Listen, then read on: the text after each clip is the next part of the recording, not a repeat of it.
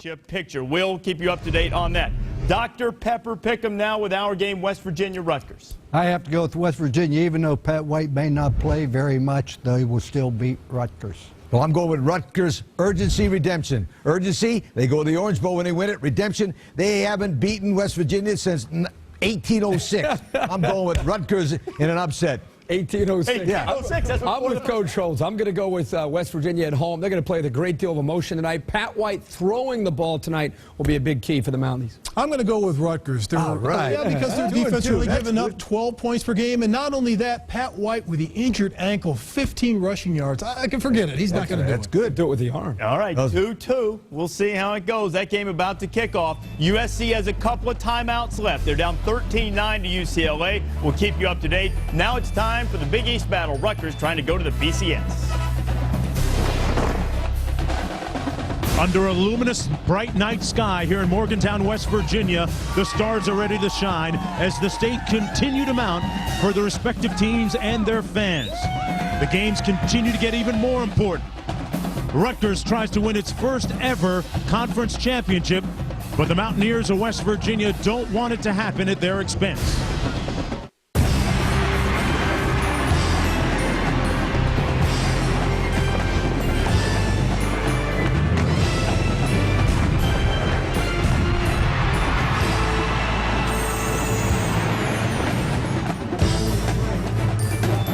We welcome you to ESPN's College Football Primetime and Championship Saturday on a potential night of enthronement and enshrinement for one team out of the state of New Jersey, the Rutgers University Scarlet Knights. Tonight, they take on the 9-2 West Virginia Mountaineers here at sold-out Mountaineer Field, over 60,000 people on hand. Now the ESPNU All-State Standings Review. Louisville defeated Connecticut tonight, but should Rutgers win tonight against West Virginia, then Rutgers would get the BCS bid. Hello everybody, I'm Mark Jones along with David Norrie. Stacey Dale's down in the field joining us in just a few moments. Rutgers played in the very first college football game some 137 years ago. But tonight, they stand on the brink of winning their first ever Big East championship. David, Rutgers used to be the punchline in a very bad football joke, but right now they're led by two NFL caliber running backs. Yeah, you start out at fullback with Brian Leonard. He's really the top dual threat fullback in the country. The Scarlet Knights have great comfort when he has the ball in his hands rushing the football, and a very dynamic pass catcher from the fullback position coming out of the backfield. In fact, he has over 200 receptions as a pass receiver for Rutgers over his career. And then Ray Rice. What more can you say about Ray Rice, the Heisman candidate? I think he's on track to make the trip through the Lincoln Tunnel to that Heisman ceremony in New York later on this month. He's a do-it-all back, a punishing runner. Both of these running backs are going to have huge nights if Rutgers is going to spring the upset. If there's anybody that can weave their way through Lincoln Tunnel traffic, it's Ray Rice at running back for Rutgers. Now on the other side of the field, West Virginia trying to bounce back from a stunning 24-19 loss last week at home here against South Florida. That's the question that begs, how do they bounce back? And if they can, Pat White, their starting quarterback, how much can he contribute coming into this game on two bad wheels? Well, and you look at the ankle problem that he has. He also has a turf toe, but the ankle, we'll know by the end of the first quarter whether Pat White can play like the Pat White that we know. Everybody understands his threat in terms of running the football, but maybe the big story tonight, the key to tonight's game is going to be, can Pat White take the opportunities he has on the big plays down the field in the passing game? Rutgers is going to load up the line of scrimmage. Can Pat White hit balls to his big play receivers down the field? An extremely talented quarterback. Pat White, a sophomore, but part of the story tonight, the seniors. 25 of them for Rich Rodriguez playing in their final home game here on Mountaineer Field. This is a senior class that helped turn things around for Rich Rodriguez and this entire program. With the win tonight, they would become the winningest senior class in school history, featuring back-to-back 10-win seasons.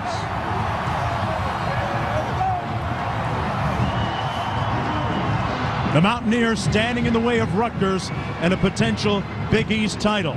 Rich Rodriguez says he doesn't want the Scarlet Knights to be partying at midfield. For the Rutgers football program, the 2006 season has been one of unprecedented success. Doormats no more. The Scarlet Knights have reached heights previously thought unattainable. Tonight, the State University of New Jersey plays for the right to punch their ticket to the BCS. Standing in their way, perhaps the nation's most electrifying backfield combination. Pat White and Steve Slayton lead a West Virginia offense capable of putting up points in bunches. The Big East gets settled tonight. Rutgers, West Virginia, next.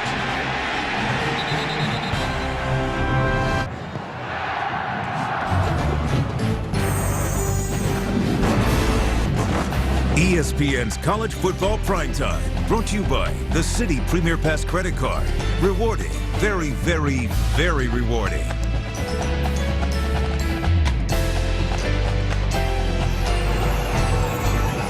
This telecast is available on ESPN HD, presented by Pioneer Plasma. Back under the lights here at Mountaineer Field, right now downstairs to Stacey Dales.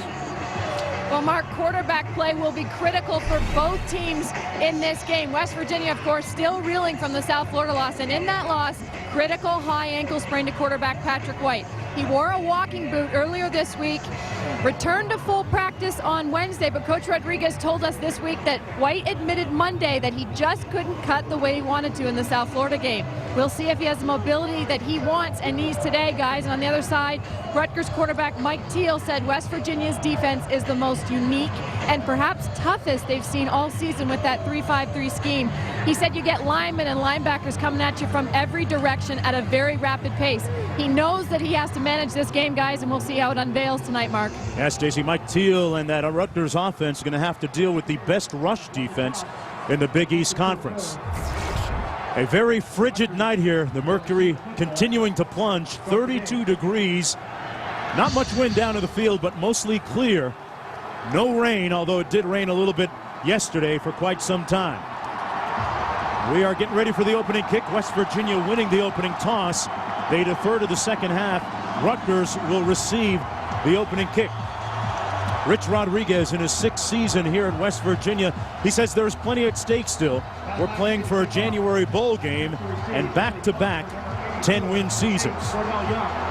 Greg Schiano has told his team ad nauseum this week, keep your eyes on the process and not the prize. Don't buy into the hype of the moment. And we are set to get this thing underway. A couple of great special teams players back on the opening kick for Rutgers. Willie Foster, number 84, and James Townsend, number 83. But no kickoff return this time. Let's take a look at that offensive unit for Rutgers and the impact players. Ray Rice, the 4th leading rusher in the nation this year. Brian Leonard. Not impressive statistics, but he can make some throws, David.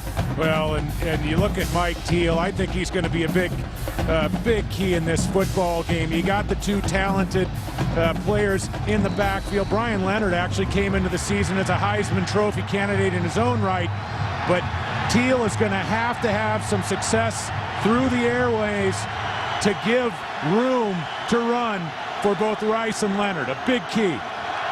First down and 10 for Rutgers from their own 20-yard line. Handed off to Ray Rice, and he stopped up right at the line of scrimmage. Take a look at the starters now for Rutgers. They have several players that have won state championships, albeit in high school. And there's a look at one of the most talented offensive lines in the country. The lineups tonight brought to you by UPS.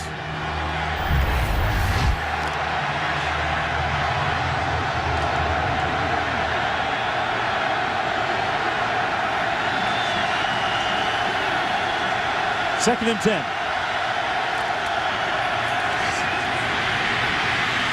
Pass complete to Kenny Britt. Britt has a first down and now near the 40-yard line.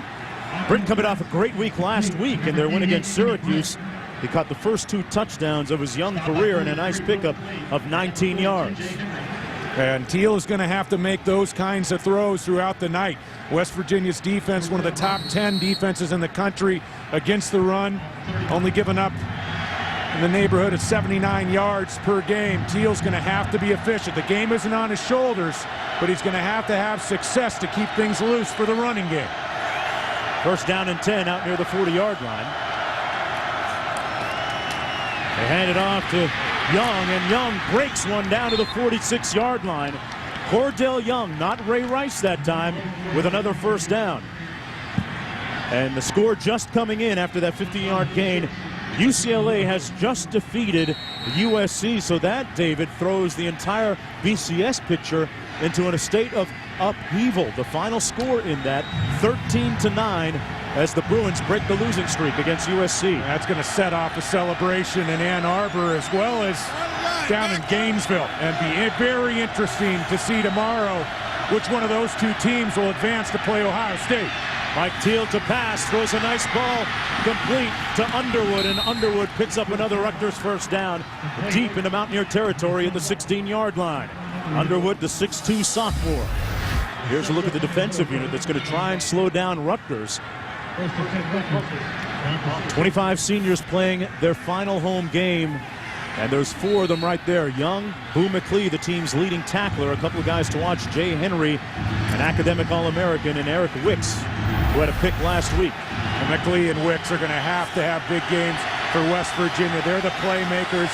They're the best blitzers for this West Virginia defensive unit. A 30-yard pickup on that last play. And it's Ray Rice bouncing it outside, breaks a tackle. Ray Rice, touchdown, Scarlet Knights.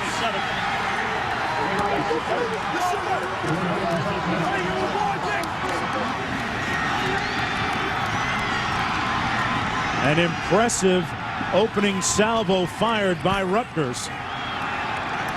Ray Rice with his 18th rushing touchdown this season and the 23rd of his career.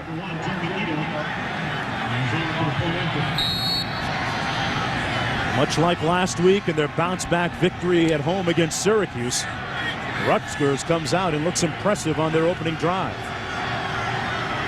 And Jeremy Ito in now for the extra point. Rutgers hasn't won here ever. In 14 tries, they've come up empty. And there have been some embarrassing defeats along that path. Ray Rice trying to rewrite some of that history right now. We'll be back.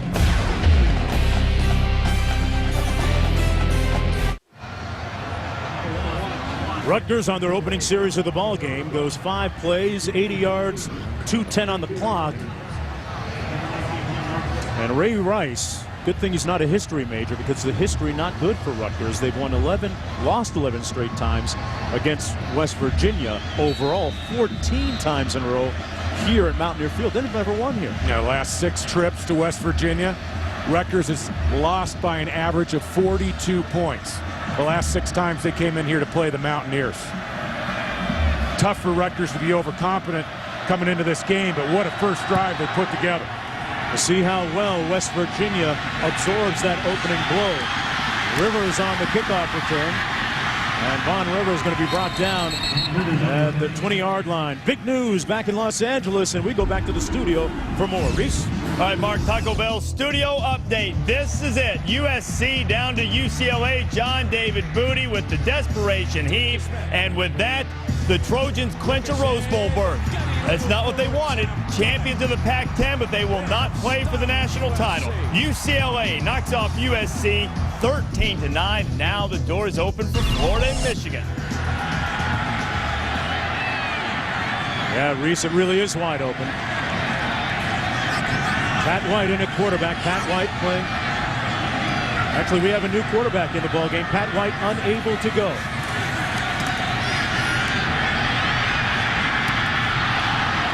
And it's incomplete. Brandon Miles, the intended receiver on the play. Jared Brown in the ball game. Brown hasn't gotten a lot of action this year. Rich Rodriguez told our Stacey Dales and us in our meetings that it was going to be pretty much a game-time decision. Yeah, got nicked up late last week. This is a surprise. And by all accounts, the indications we're getting out of the West Virginia camp, Pat White was going to go. Such a big part of their offense. Brown out to the 25-yard line. Rodriguez did say that he felt confident in his abilities to run this team. We'll see if that bears out. Brown in at quarterback. And there's a look at some of the key players to watch. Brandon Miles, one of the top receivers, Palmer, Moses, and Sheffy. Some of the seniors playing in their final home game here at Mountaineer Field. 3rd down and 6 for West Virginia.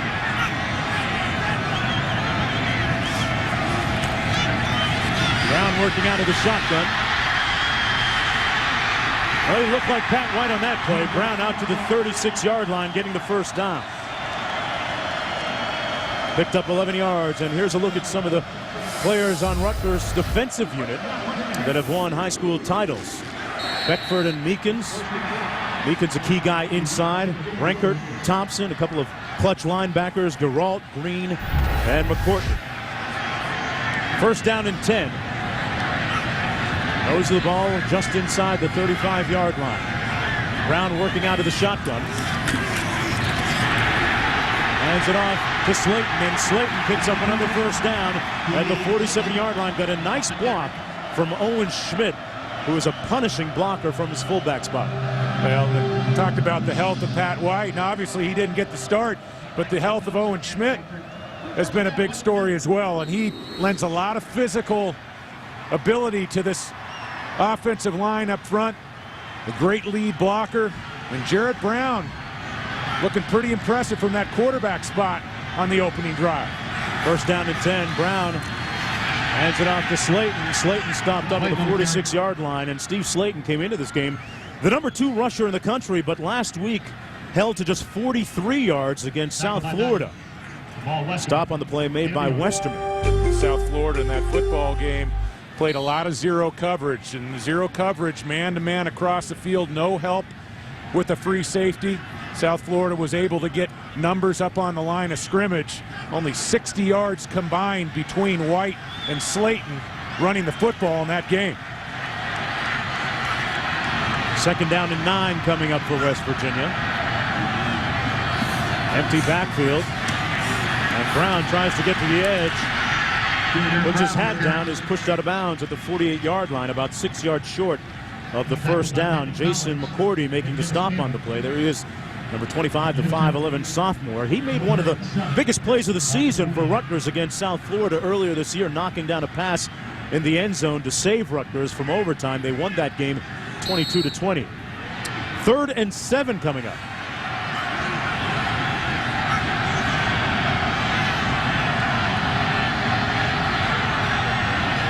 Working out of the shotgun. Jarrett Brown in at quarterback. Pat White and his almost 3,000 yards of total offense on the sidelines. Brown with the pass to Slayton. 1st down Mountaineers at the 21-yard line. Slayton getting in behind Devin McCourty for 31 yards. Now this is a nice throw to open up the game for Brown. Just a wheel route out of the backfield, Slayton. And Brown delivers the ball to Slayton in stride.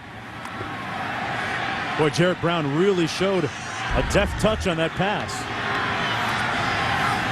1st down and 10. Handed off. Down to 19-yard line is Slayton, Steve Slayton. What a great story if you don't already know it. Boy, a little over 12 months ago at this time, he was the number 4 guy on the depth chart. Right now, the number 2 rusher in the country. True freshman. Really looked like he was going to be the caddy to a very highly touted freshman, Jason Gwaltney. Did not get a start for Rich Rodriguez until halfway through that true freshman year. 6 touchdowns a year ago against Louisville, and the comeback win really put him on the map. 2nd down and 8. And Westerman making the stop on that play, as Brown is brought down almost immediately. Great matchup when you look at offense versus defense. It's the number 3 total offense in the country in West Virginia against the number 3 total defense in Rutgers. Doesn't get much better than that, No, and Rutgers really lives off movement. They move at before and after the snap of the football.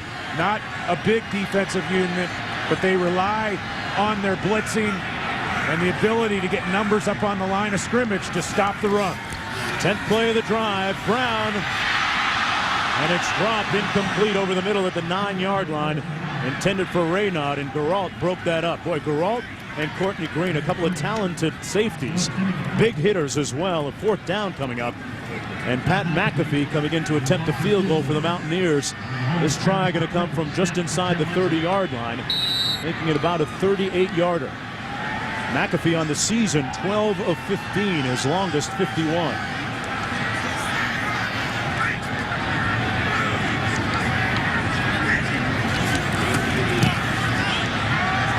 Knocks this one through, and West Virginia answers not with a touchdown, but with at least a score. With 9:03 to go in the first quarter, Rutgers on Senior Day answering West Virginia answering the Rutgers score.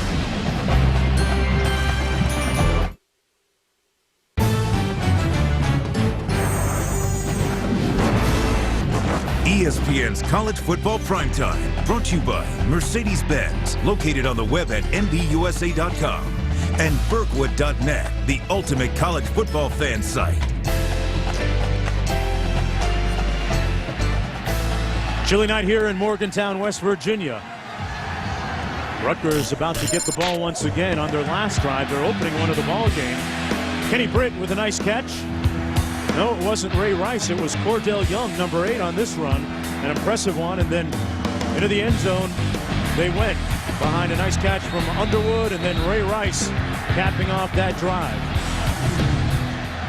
7-3, Rutgers with the lead. West Virginia answering just a few moments ago with a McAfee field goal.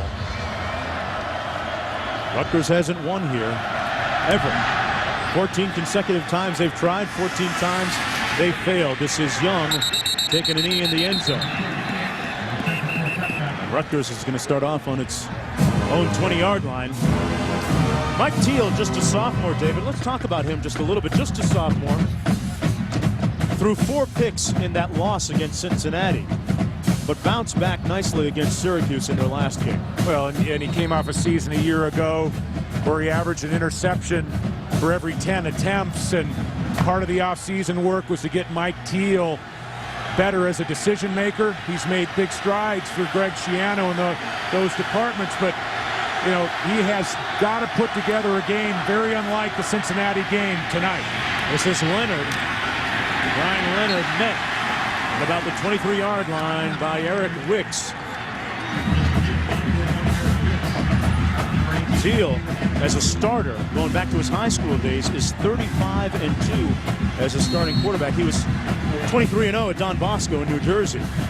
Well, he's done a lot of winning and not many losses at the high school or the college level, but you bring up the Cincinnati game, and he's gotten off to a great start tonight. 2 for 2 for 49 yards on that opening scoring drive. Harrison Johnson, a couple of tight ends in on this formation. Quick 3-step drop. Underneath, it's complete to Underwood, and Underwood picks up the first down at the 32-yard line, where he's brought down by Eric Wicks. A pickup of 8 yards, and they move the chains. And when you attack this West Virginia defense, and they're one of the top 10 defenses in the country against the run, but they're susceptible to play action. And when you have the threat with a Rice and a Leonard in the backfield, I think Teal's going to have some opportunities off play action to get some work done down the field. On 1st and 10, Rice and Leonard line up out of the eye. Rice is the deep back. And it's Ray Rice between the tackles out near the 40-yard line. A nice gain of about 6 yards by the 5'9" sophomore. Rice initially committed to Syracuse University, but then when Paul Pasqualoni, their coach at the time, was fired, he changed his mind, and Greg Schiano came calling and said, "How'd you like to join us? We're still interested. Still got love for you." He decided to sign and brought a couple of his New Rochelle High School teammates with him. And what really sets Rice apart, he gets stronger as the game goes on. His biggest work typically comes in the second half and on into the fourth quarter. Little blitz coming from West Virginia, and a man open downfield at the 30-yard line. It's complete. Down to the 24, Kenny Britt continues to make big plays for Rutgers, and it's another first down on a big pickup. The true freshman, Kenny Britt, has really been coming on for Rutgers over the last 3 to 4 weeks. Very talented physically, and he's just going to get behind the cornerback here on a go route. And that was a tremendous move to set things up down the field for Mike Teal. First down and 10, Cordell Young in the backfield.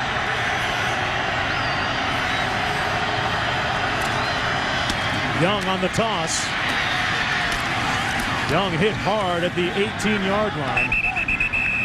Larry Williams making the stop on the play. Boy, that offensive line really gashing that defensive front for West Virginia. Yeah, they're taking control of this football game early. And West Virginia with the 3-3-5 attack. And a 3-3-5 attack. West Virginia goes with that defensive unit because they really don't have the athletes up front to play 4 down linemen. They go with skill athletes and speed, and one of the prevailing thoughts in attacking the 3-3-5 is to run the ball right at him. Ray Rice in a tailback. They're going to blow this one dead. A little motion on the right side of that offensive line in the vicinity of Pedro Sosa. On the line tonight for Rutgers, a BCS bid with a win. Prior to snap, false start on the offense. Number 63, 5-yard penalty, still secondary. Cameron Stevenson, the right guard. Just a count early, but you watch this offensive line up front and you look at the yards for Ray Rice, just short of 1,500 coming into this football game. They're looking at a safety or 2 in the box throughout the season, and they're getting some nice work up front early in this game. Campbell in motion to the top of your screen. The handoff is to Rice, and he's chopped down short of the 20-yard line at the 21 as we check in New York with Reese Davis.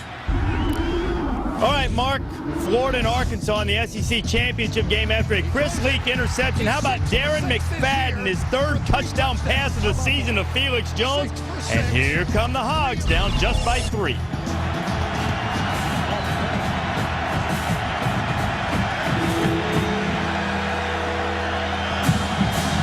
All right, Reese, and for the geographically challenged, it's actually Bristol, Connecticut. You think the Wolverines are watching that game right now? Big time. You think they're tuned in? 3rd and 7 coming up. Complete underneath, but short of the first down on the reception. There's Underwood, and Underwood still on the turf. John Holmes with good pressure on the play. Underwood holding his right leg. They've already lost 3 frontline receivers this year. Now West Virginia, pressure on Mike Teal. It looks like Underwood's ankle might have gotten rolled up underneath him on the tackle. And one of the big questions, Mark Jones, coming into this game, how would West Virginia be mentally after getting really knocked out of the BCS race, upset at home by South Florida, and Rich Rodriguez watching Rutgers come down the field on that first drive, I bet he couldn't help but think that they were still experiencing a hangover off that game. Yeah, especially in the way that Rutgers was able to run the ball against the #1 defense, rush defense, in the Big East. A lot of news on the respective sidelines for the different teams, especially as it concerns their head coaches. Rich Rodriguez, the center of a controversy swirling, and it picked up a little bit of steam last night when a report came down the pipe that there was a deal done already for him to accept the head coaching job at Alabama. And throughout the course of the night on a live radio show here locally, Coach Rodriguez was almost forced to respond, and he said, I'm going to repeat myself as clear as I can. I plan on being the coach at West Virginia for the rest of my career if they will have me. That's basically what he said. Operative words there are, I plan. When they come out of Tuscaloosa and start offering some dollars, and obviously Rich Rodriguez is the only one that can answer those questions, but a lot of history at Alabama. And on the other side of the field, Greg Schiano A lot of rumors swirling around his potential exit south to that Miami job, vacated by Larry Coker. Jeremy Ito in to attempt a field goal from 36 yards out. 15 of 19 on the year, none bigger than the game winner against Louisville. And this one will help too. Ito gives Rutgers a 10-3 lead with 4:11 to go in the first period. 2 for 2 on their opening drives of the ball game. They call him the judge, but the final verdict isn't even close to being decided yet.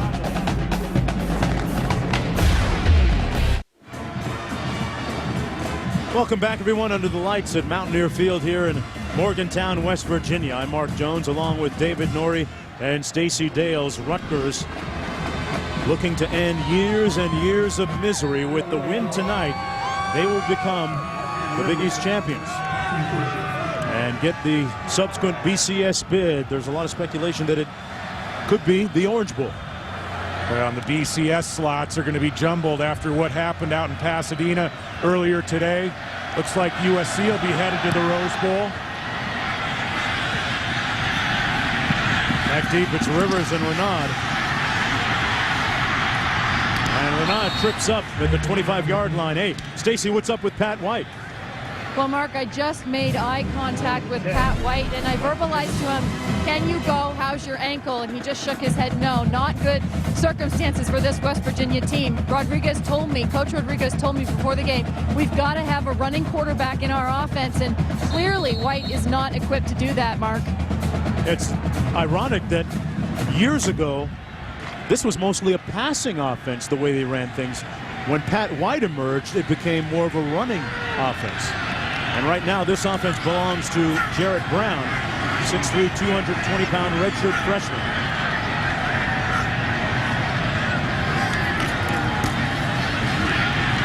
Brown hands it off to Steve Slayton. And Slayton makes it out to the 27-yard line, where he's brought down by Brandon Rankart. Steve Slayton, by the way, not exactly healthy either. He has an injured right wrist. They say that will require surgery at the end of the season. Now you look at all three starters in the backfield: White, Slayton, Owen Schmidt, all with injury problems. And you look at Jarrett Brown coming in, a redshirt freshman. Obviously not a lot of big game experience, but he has a talented throwing arm, and he is also a very capable runner. Not as fast as Pat White, runs maybe a 4.5, but still a threat with his legs.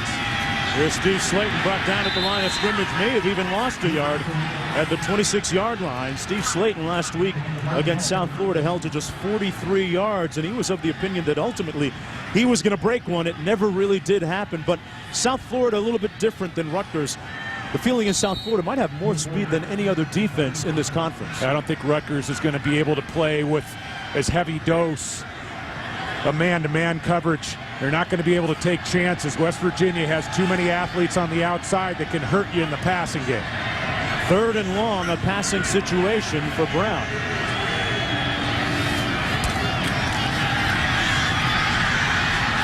Tripped up and brought down at the 22-yard line by Ramil Meekins. The 6', 275-pound senior. Both he and Foster, the big force inside for that Rutgers defensive unit. And it's 4th down coming up for West Virginia. Yeah, this defense really starts inside with the two defensive tackles, Meekins and Foster, the co-captains. There's a look at Underwood being carted off the field. Underwood had a big catch on that opening touchdown drive of the ball game for Rutgers. Willie Foster back there for Rutgers, standing at his own 39-yard line. Last year, he and Townsend teamed up to be one of the most potent special teams unit in the conference. And it bounces over their heads respectively, and what a punt this is going to end up being, all the way down to the 4-yard line.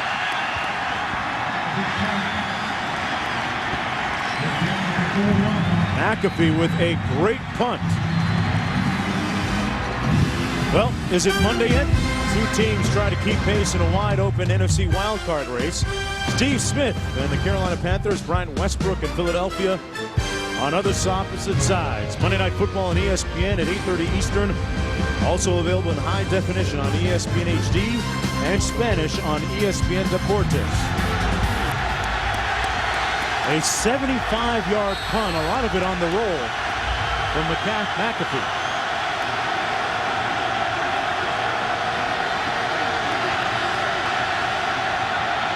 First and 10 Rutgers. Ray Rice, the deep back out of the offset eye. Rice on the handoff. McKeely making a stop for West Virginia as we check in with Reese. Reese, you are in Bristol, okay? I'm in the Nutmeg State, my friend. Big 12 championship game. Nebraska fumbled on his first play from scrimmage. Alan Patrick makes them pay. Sooners on top of Nebraska 7-0 early in the first quarter. All right, and we had a chance to look at Zach Taylor. Nebraska last week looked real impressive against Colorado. Don't look now, but Oklahoma, that's a team, a lot of people had them finished midway through the season. They could end up in the top 5 in the country before this is all over. 2nd and 9. Ray Rice battling for every yard out to the 9-yard line. Got 4 on that play. It'll set up a 3rd down and about 5 to go.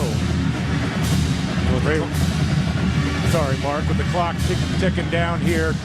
This offensive line for Rutgers. You start a championship team, you started up front with the offensive line.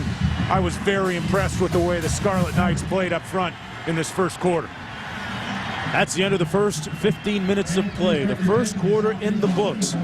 West Virginia trying to get it done on senior night.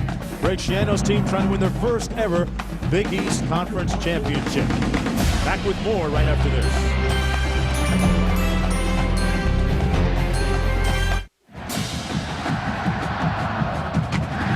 Welcome back, everyone, to Morgantown, West Virginia, on the banks of the Monongahela River. Tailored tape between the top 2 running backs in this game and 2 of the top running backs in the nation. Rice coming in number 4, Slayton number 2. 3rd down and about 4 coming up from Rutgers at their own 10.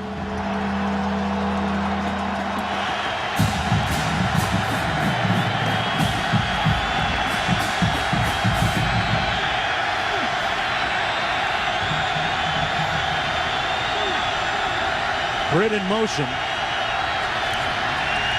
Teal under heat, and it's incomplete.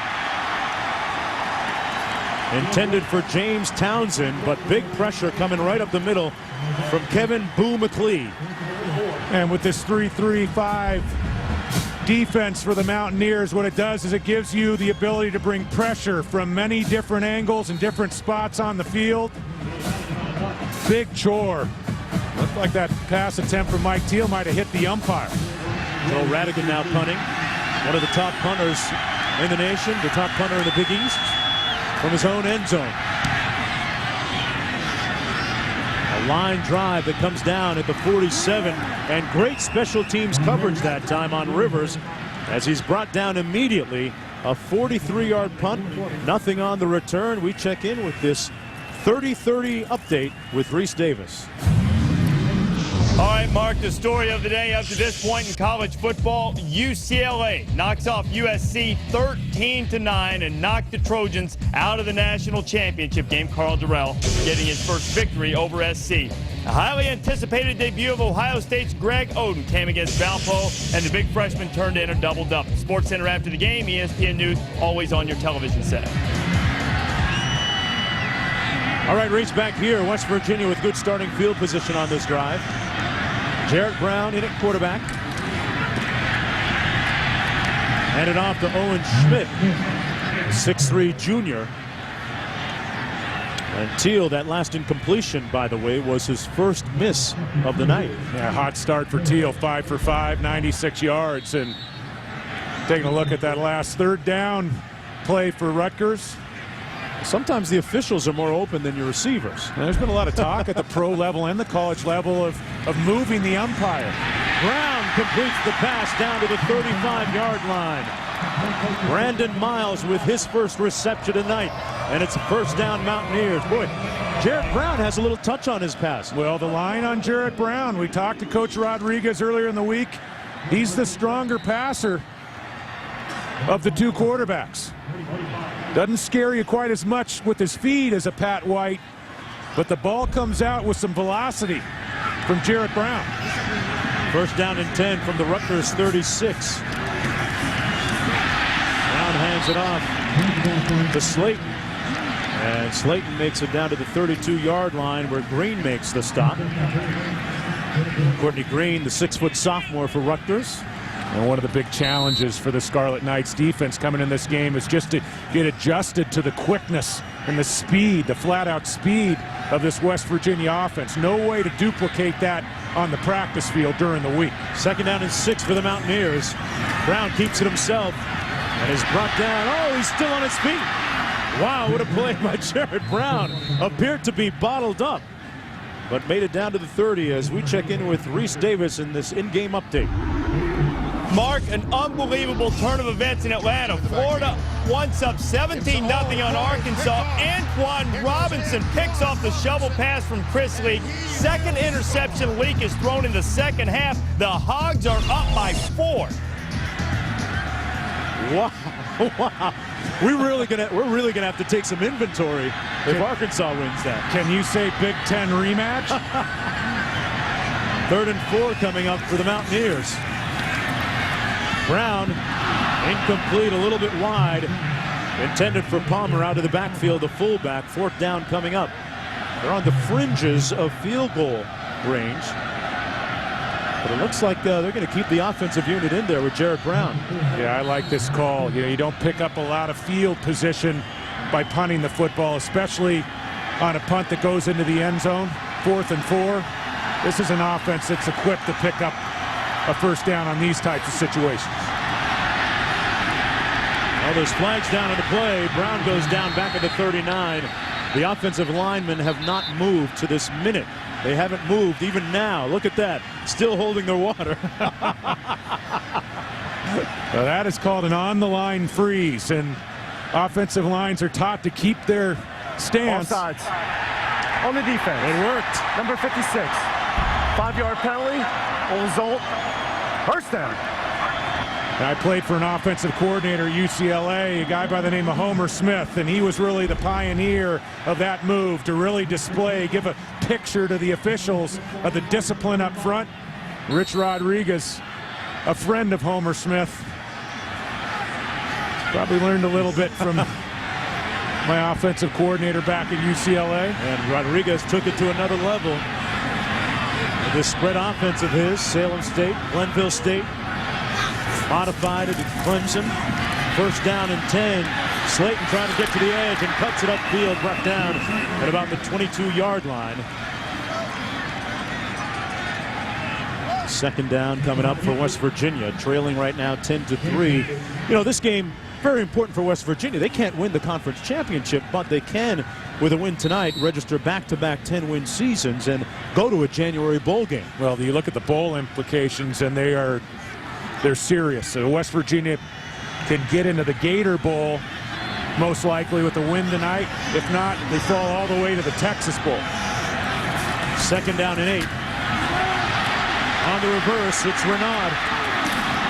And he's brought down at the 23-yard line. About 6 yards short of the 1st down. Jason McCourty making the stop on the play. And of course, the game that really vaulted this program even more so into national prominence, they beat Georgia last year in the Sugar Bowl impressively.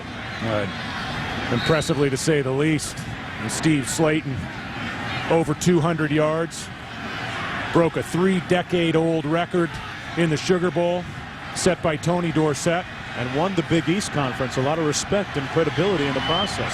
3rd and 7 coming up. Brown working out of the shotgun.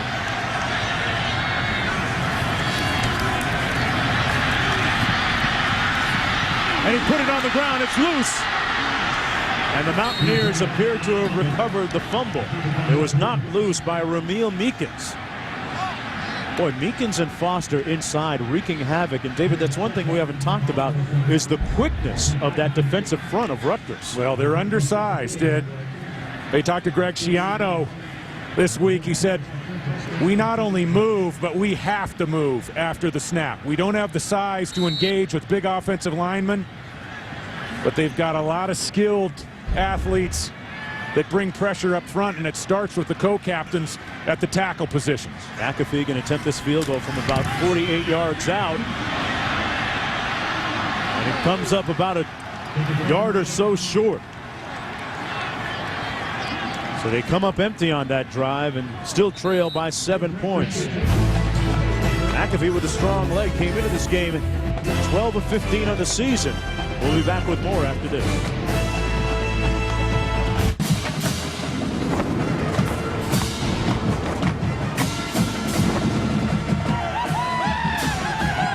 Captain Mountaineer on hand here at Mountaineer Field under the lights in Morgantown. Rutgers leading West Virginia 10-3 with 9:50 to go in the second period. Mike Teal, their quarterback, has done a nice job managing this game. Britt in motion to the top of your screen.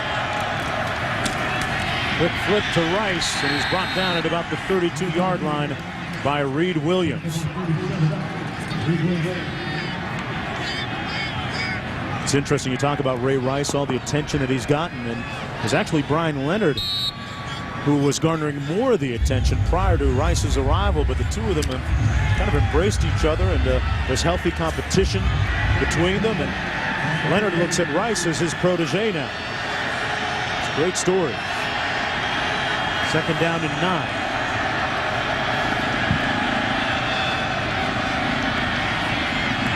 Teal incomplete at the 45-yard line, intended for Britt. Well, Brian Leonard is the school's all-time leading scorer, and he actually did it last week. Against Syracuse, coach put him in, kept him, and gave him the ball 8 consecutive times on a drive. And at the end of the day, it was Brian Leonard leading the band in victory.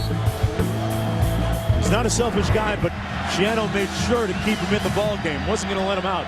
Really wanted to get him that record. And Coach Schiano issued a bit of an apology to Greg Robinson, the head coach of Syracuse, after the game by way of the press conference. Said, hey, I might have violated protocol, but it seemed right to get him the record at home.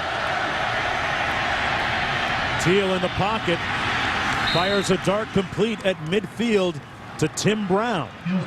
Tim Brown makes the catch. Brown, one of the fastest receivers offensively for Rutgers, an 18-yard pickup. Solid throw by Teal. And Teal has been regarded as one of the chinks in Rutgers' offense throughout the year. You know, he's managed games well, had the meltdown against Cincinnati, but I've been impressed with his ability to get the ball down the field tonight. Cordell Young now in a tailback on 1st down and 10 from midfield. Rutgers has been able to move the ball with relative ease against West Virginia, and Young tripped up at the 49-yard line. And for more on Brian Leonard, downstairs to Stacy. Well, guys, I had a chance to talk to Brian this week, and I said, well, what's your edge? What makes you good? You know, he's really humble and a very modest guy, but he says he just stays out of trouble. He always does a little bit extra. He still lifts weights by himself outside of the team, and he does extra running on his own. He said he knows he's versatile, but he just doesn't put bad things in his body. He doesn't party, guys. A perfect example of a Greg Schiano type player, Mark. Certainly is, and he bought into the vision that Schiano had and helped this magical season unfold. 2nd down and 10. The backs line up out of the eye. Leonard and Rice. Ray Rice on the carry, brought down to the 47-yard line. And, you know, Brian Leonard, back when this team was 1-11, fans would, you know, egg his car, throw a bunch of dirt on it. As good as he's playing right now, they probably should be washing his car and parking it for him. And at the NFL level, you look over the years, we take a look at Coach Schiano, watching intently from the sideline.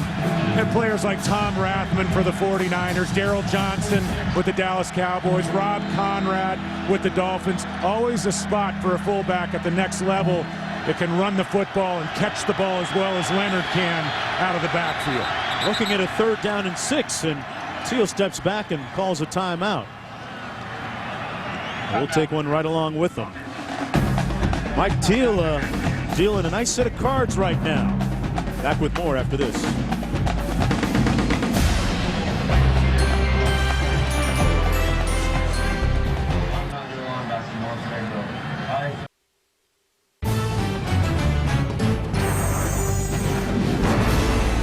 ESPN's College Football Primetime, brought to you by ESPN Game Plan, Maximum College Football. To order, call your pay-per-view provider or log on to ESPN.com, search Game Plan. And Aflac, ask about it at work. The crowd has been relatively silent so far. Home team trailing on senior night, 10-3. 3rd down and 6. Rutgers with the ball. Leonard in motion.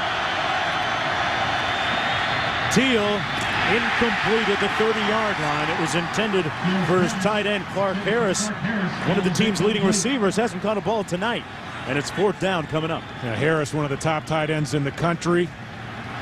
A lot of preseason magazines had him rated as the #1 tight end coming in. Hasn't had the numbers this year that he had a year ago, but a big part of this Rutgers pass offense. Joe Radigan into punt once again, and that is Vaughn Rivers standing on his own 10-yard line. Radigan has 19 punts this year that he's been able to place inside the 20-yard line. Let's see what he does on this one. Hangs it up high. Rivers with the decoy. He's going to land this one inside the 20-yard line as well. It'll come down at the 13-yard line. Let's check in with Reese Davis in Bristol. Mark Ford has made a couple of horrible errors in the 3rd quarter of the SEC championship game against Arkansas, but the Hogs do the same thing and return the favor. For some reason, Reggie Fish tries to field this punt over his shoulder. The Gators recover in the end zone. Wandy Pierre-Louis with the touchdown. Gators up by 3 late in the 3rd. Man, Reese, you talk about a gift. Arkansas and Florida battling it out. You saw the numbers. 1st down and 10 coming back the other way for West Virginia. Brown throwing it at the feet of his intended receiver, Reynaud. 2nd down and 10. An agitated Rich Rodriguez on the sidelines. Well, you watch both of the defenses tonight. Both defenses getting numbers up on the line of scrimmage, and Jarrett Brown is going to have to hit some balls. He's going to have to get more consistent in the passing game, or the Scarlet Knights are going to continue to load up. 2nd down and 10. They're going to run it this time. A gaping hole up the middle that calls D. Slayton's name. Slayton on the move. 1st down, West Virginia into Rutgers territory. Courtney Green missed a tackle that allowed even more yardage by Slayton. A 45-yard gain. And one of the misnomers about the West Virginia running offense, that it's a finesse running game. Great work up front by the big guys, a very physical outfit, and then the Rutgers secondary getting a taste of Slayton in space. And David, you notice those Mountaineer receivers blocking downfield too, including Brandon Miles. 1st down and 10. Brown going to keep it over the right side, crossing the 40, down to the 39-yard line. Hey, how would you evaluate Jarrett Brown getting the surprise start in place of Pat White, who's out with the turf toe and the ankle injury? Well, he's gotten heavy reps as we watch West Virginia, always in the no-huddle status. They're not in a hurry, but you know, Brown got a lot of reps in practice this week, and Rich Rodriguez, he said we're not afraid to put him in the game in big situations. He has talent as a runner and a thrower. 2nd and 6. Slayton got drilled by DeBron Thompson, the 5'11 senior. Thompson had played in every game in the 3 years at Rutgers. Makes the calls back there, gets those linebackers lined up, and a nice hit. Well, the Rutgers defense has made a name for themselves with their attack-style defense. Not afraid to come up and meet you face mask to face mask. One of the top defensive units in the country. 3rd down and 5 coming up. Brown on a predetermined run, won't get anywhere. He's going to lose about 4 yards back to the 40-yard line. Frierson making the stop on the play with 4:40 to go in the 1st half.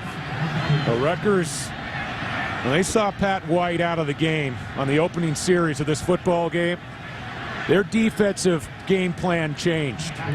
And they're playing a little bit more run heavy up front. They're committing to the line of scrimmage.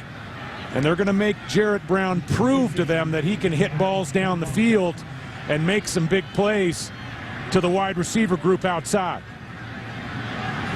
West Virginia punting. McAfee going to aim for the coffin corner. At Foster calls for the fair catch at the 6-yard line. A 34-yard punt, nothing on the return. When we come back, another look at Ray Rice. Will he win the Heisman this year? He'll get more than a few votes. Back after this. If Rutgers wins tonight, they would win the Big East Championship.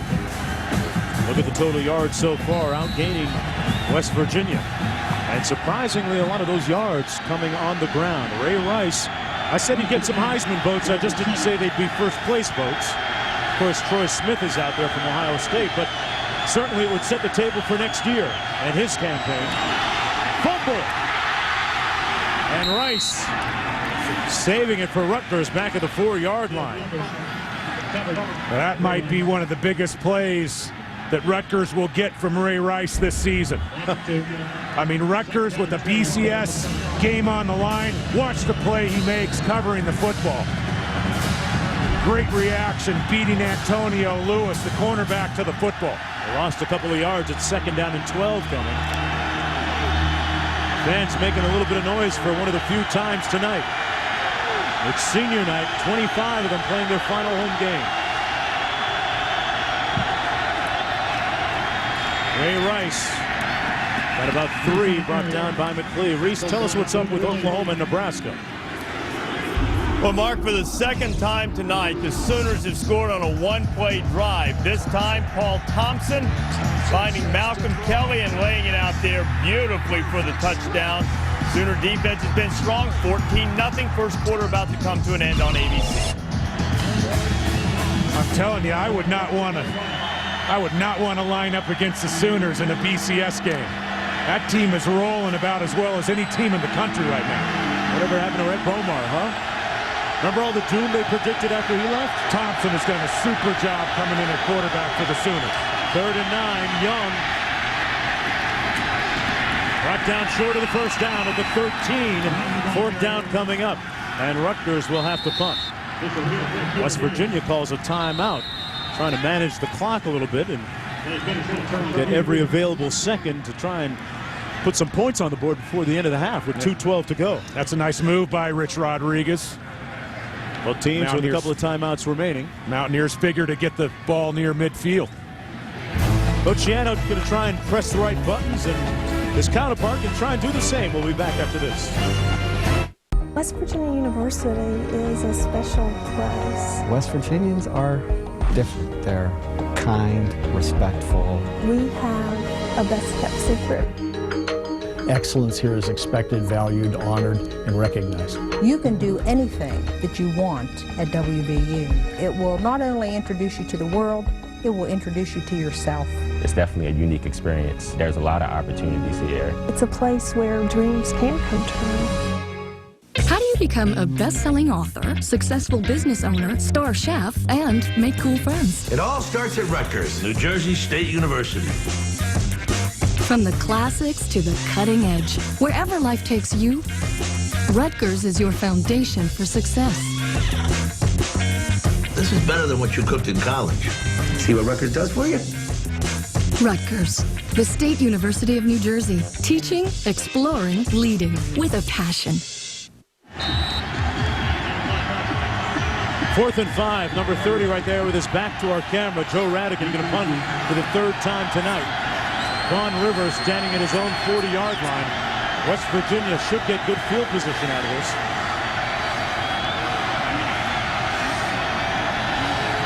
Radigan, the best punter in the conference this year, needs a good one here. A line drive. Rivers fumbles it, then picks it up at the 43. And a nice return. About 12 yards. We go back to Reese in the studio. All right, Mark, coming up on the Pontiac Performance Halftime Report, the fall of Troy and what it means for the BCS championship game. And if the Gators want to make their case, it's not as easy as it looked at the very beginning of the SEC title game. And how about the awakening in the ACC? Seeing if Rutgers can follow suit and get a BCS bid. We'll see you at halftime. All right, Reese, and who would have ever thought that when the year started, neither Florida State or Miami would be in the picture in the ACC. The Deacons, the champs. Georgia Tech, a 4-year starter at quarterback, the best wide receiver in the country, and they only score 6 points. 1st and 10. Brown wisely throws it away.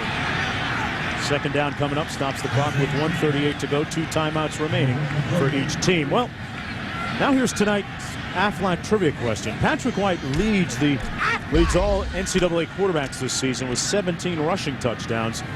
Who leads West Virginia all-time in single-season rushing touchdowns? I might have a beat on this one. We break my 0 for 13 streak. Are you thinking Amos? I'm going in that direction. 2nd and 10, Brown. Incomplete. And no flag on the play intended for Jallo. It'll be 3rd down and 10 coming up. You look at the first half, just over a minute and a half left here before these teams head into the locker room, and Rutgers learned from that Louisville game. They're playing at home, fell down 25-7 in that football game. I really like the way the Scarlet Knights have come out. They've been poised. They played solidly on both sides of the football, and I think Greg Schiano would be very happy to go in the locker room with the 7-point lead. Slayton now, David, split wide as a receiver. On 3rd and 10, Brown finds his man complete for a 1st down at the 26-yard line. Tito Gonzalez makes the reception. 1:27 to go in the half. Now that was an impressive ball from Jarrett Brown. Flush to his right. He's going to take a little bit off this throw, drops it in over the underneath defender, Derek Roberson, the cornerback. That's a pretty ball when you can drop it in over an underneath defender and in front of the safety. Slayton splits out again as a receiver. Brown runs it into the boundary. Derek Brown moving the pile. Gets another 1st down. That's how far he moved it, down to the 16-yard line. Close to it anyway. A little premature, maybe a yard short, under a minute to go in the half. Well, Mountaineers going to call a timeout. Nice use of the first of their last 2 timeouts. Not a lot of running room for the quarterback tonight for West Virginia. Jarrett Brown taking the seam and using some strength to get close to the 1st down markers. But Mark, when you talk about the Mountaineers and their spread offense, the ability to spring Slayton and Patrick White. Tonight it's Jarrett Brown at the quarterback position. But what's so tough for defenses, college defenses, they want to outnumber you at the line of scrimmage. They always want to bring an extra man. But when you can run your quarterback, you gain an extra blocker. And now all of a sudden you can't be outnumbered at the line of scrimmage. That's part of the magic of this Rich Rodriguez spread offense. He's tinkered with it over the years since the time he started with it at Glenville State, and really done some wonderful things. And you look into the eyes of Jarrett Brown. We saw Pat White listening in on the huddle a few moments ago. Get the feeling that I've seen this movie before, where one guy comes in for another guy.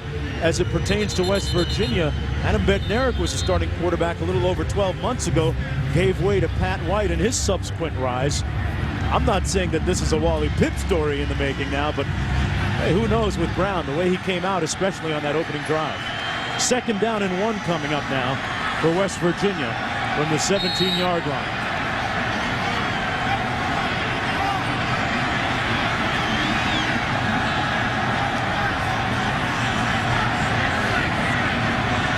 Got to get to the 16 for the 1st down.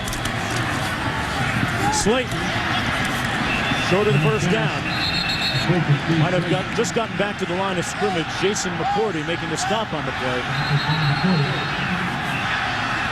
The Mountaineers are going to be forced to burn that last time out. I thought Brown might want to get them up to the line of scrimmage, but they saved the seconds. And now the Mountaineers are going to have to be very conscious of the clock. No timeouts left the rest of the way here in the first half. Rutgers with 2. Well, here's the answer, folks. We asked you the Aflac trivia question. And Pat White leads all NCAA quarterbacks this season, 17 rushing touchdowns. The answer? I didn't have it, I'll be honest. Amos Zaraway would be my guess. Ira Eric Rogers, 21 of them back in 1919. Yeah, well, he was in the same mold as Amos Saraway. It was just way before his time. Yeah, I mean, well, it's a wing tee, right? That's low to the ground, low center of gravity. That's a wing tee, man. I mean, we've got some people down in the truck that are just dealing out. I know. Brutal Aflac question. I was thinking a little Major Harris, maybe. I don't know. 48 seconds to go here in the first half on a very crisp and cool, unseasonably cool night in Morgantown, West Virginia. 3rd down and 1 coming up, and the Mountaineers are out of timeouts. Rutgers scored on their opening drive of the ball game with a touchdown and then followed up with a field goal.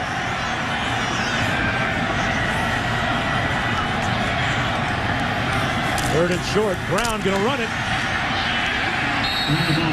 Looks like he got the first down crossing that line. But they're out of timeouts. Thompson made the stop for Rutgers. And that's what made it critical to pick up the first down on that play, because the clock stops on the first down. Jarrett Brown doesn't have to hurry here. He'll wait for the referee behind him to blow the ball ready for play. And then you go out, go on about your business. 1st and 10. Brown going to pass. Up in the air and incomplete. And there's a flag down. Brandon Miles was the intended receiver on the play. Thompson and Green were in the area to break it up, but let's try and figure out what this flag is all about. Yeah, I think Thompson and Green arrived early. The contact came before the ball arrived. And this crew may be talking over whether the ball was catchable. I certainly thought it was.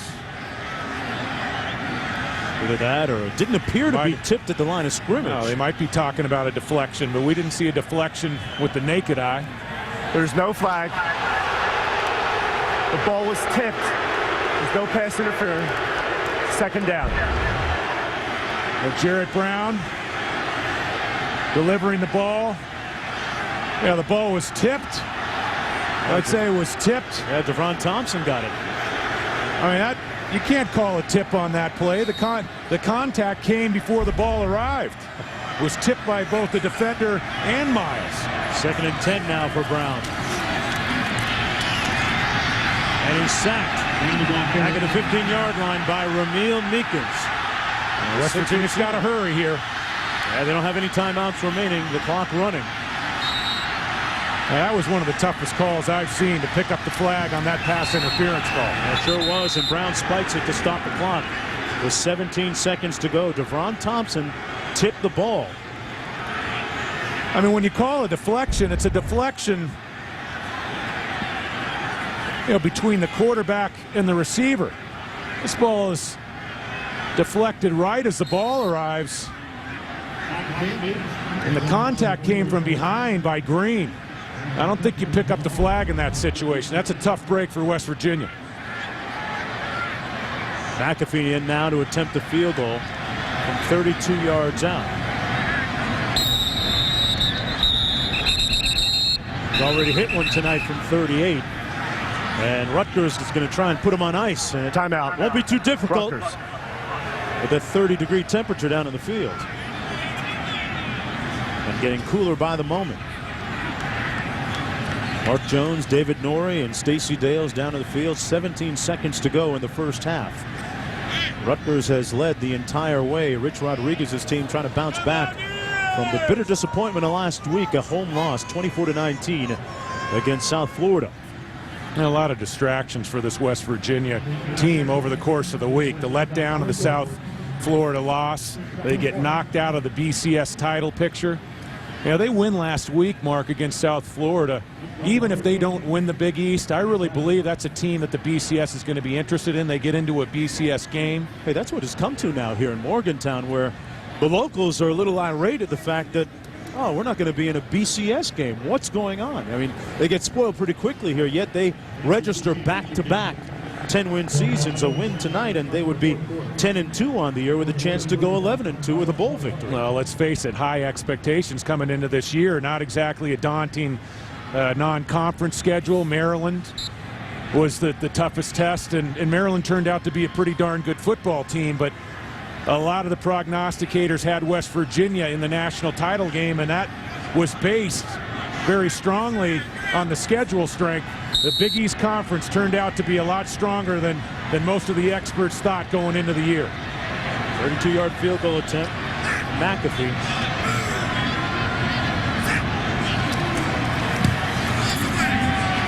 He drills this one through to cut the Rutgers lead to 4 points with 13 seconds to go now in the first half.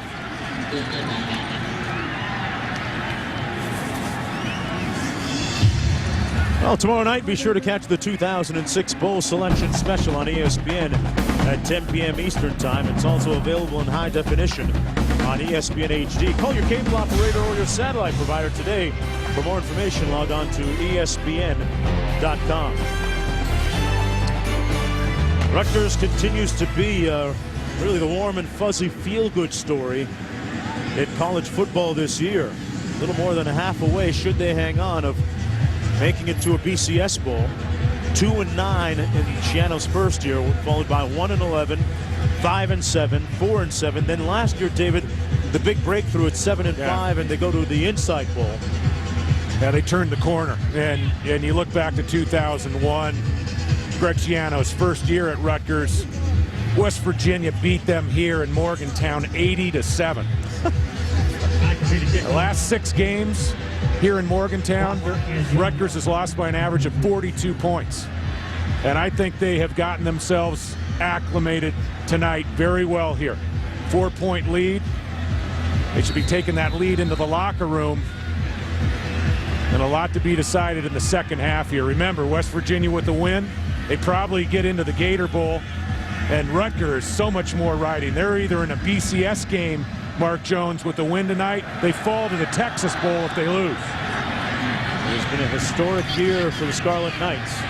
Squib kick coming down at about the 28. And Corcoran running it out of bounds. But a year first for the Scarlet Knights. Top 10 ranking, 10 consecutive weeks being ranked. The win over Louisville, in which they came back after trailing double digits by 17 points. And that's the end of the first half of play, and let's go down to Stacy. Coach, what's been the key to keeping West Virginia out of your end zone? Well, I think the kids are playing very hard. West Virginia's doing some things that adjusting to what we're doing. It's going back and forth. It's a bunch of good football players out there. How do you guys need to start the third quarter? Well, you know, we need to keep moving the ball. We've moved it. We've kind of made some mistakes that we can't afford to make because they're a good defensive team. What's the key offensively specifically? Well, I think we were throwing the ball right. You know, Mike's got hit a little more than he has all season, so hopefully we can come back, protect him, and get the ball down the field. All right, thanks, Coach. Mark? All right, thanks a lot, Stacy. Greg Schiano, a Jersey guy. We're at halftime. Schiano figures it's better to make tracks than following them.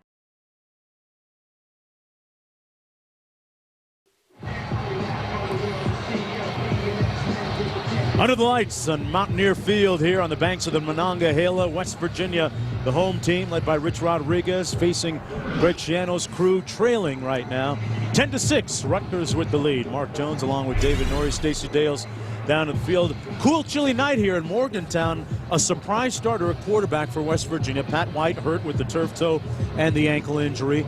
Jarrett Brown came in, kind of gave you a mixed bag at the start. Well, he did, but he's shown ability to move the football with his feet. He's thrown the ball well at times. Not big numbers in the first half, but I think he's getting more and more comfortable as his football goes on. You see him miss a couple balls there early.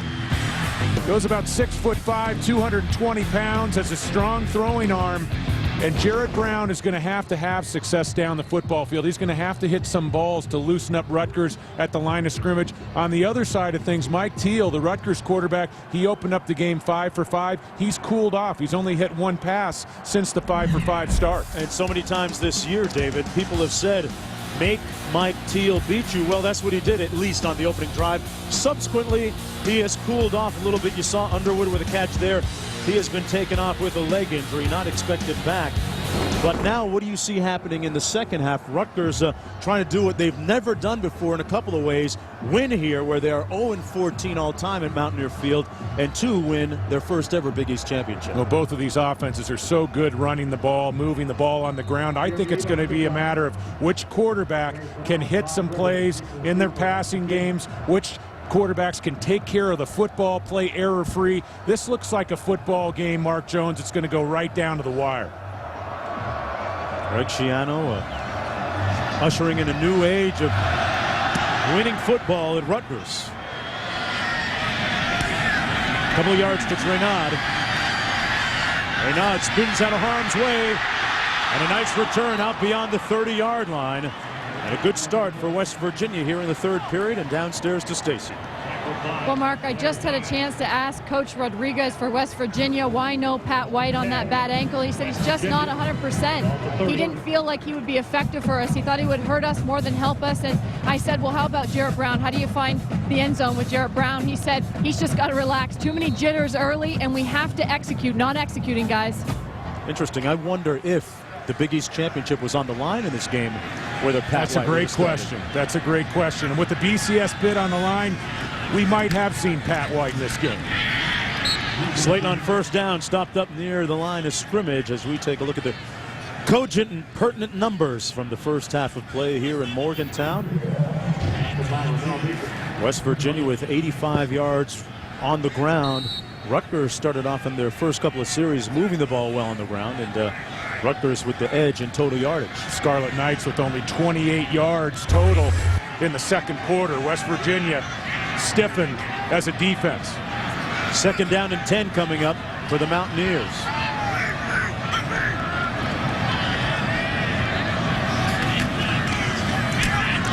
Brown hands it off. Slayton still on his feet. And Slayton with a first down into Rutgers territory at the 48-yard line, brought down by Courtney Green. 36, Courtney Green. Well, Steve Slayton, he's not a big back.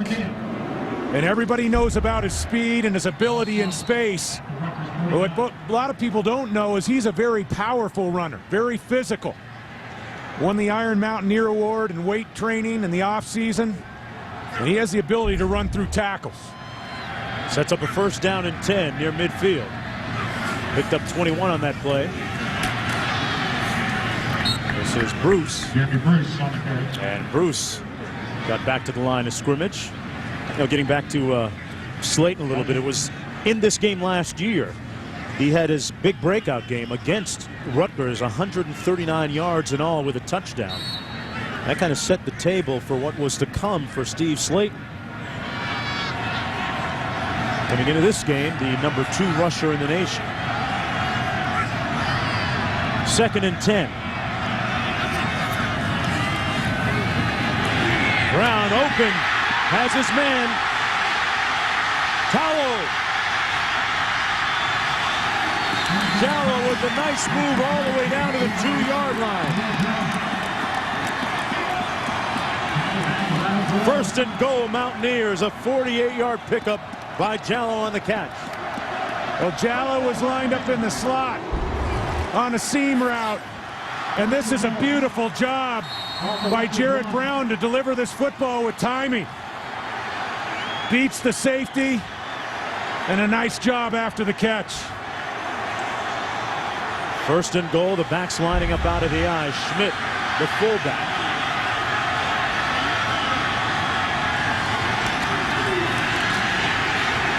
Nothing doing up the middle.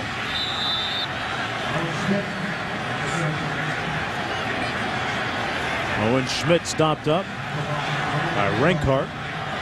Owen Schmidt, an interesting story, transfer from Wisconsin River Falls. It was all conference in that league, but wanted to get to big-time D1 football. Had a successful year last year. He's nicked up a little bit, coming off an injury. Second and goal coming up. Slayton, the deep back out of the eye. And flags down on the play.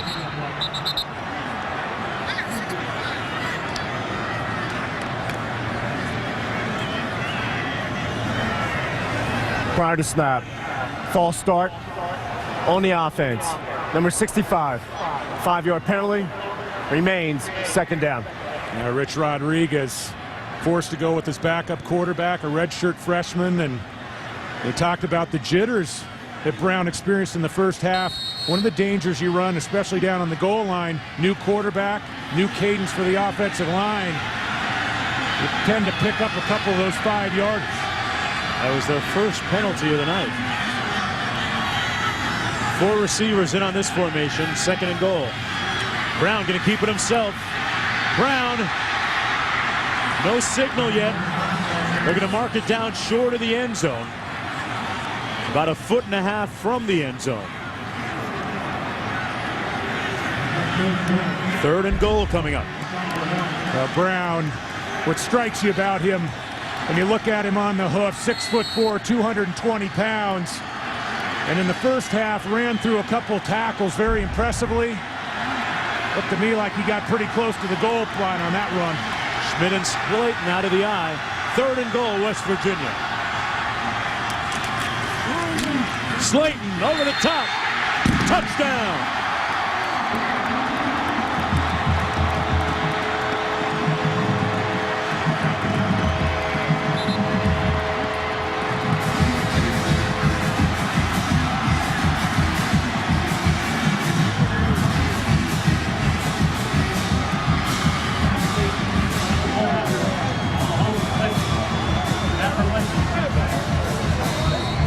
Steve Slayton playing with that injured right wrist that will require surgery at the end of the football season.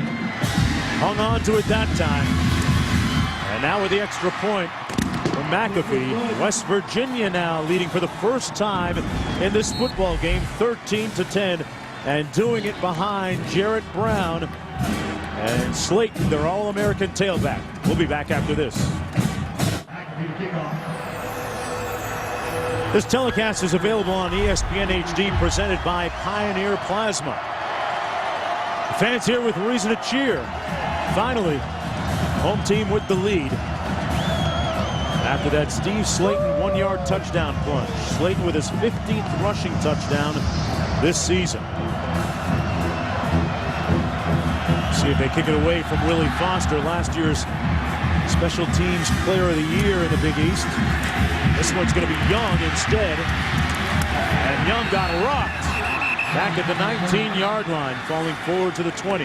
One more look at that touchdown run by Slayton. Yeah, keep an eye on the All-American, the center, Dan Moses, and Sheffy at right guard.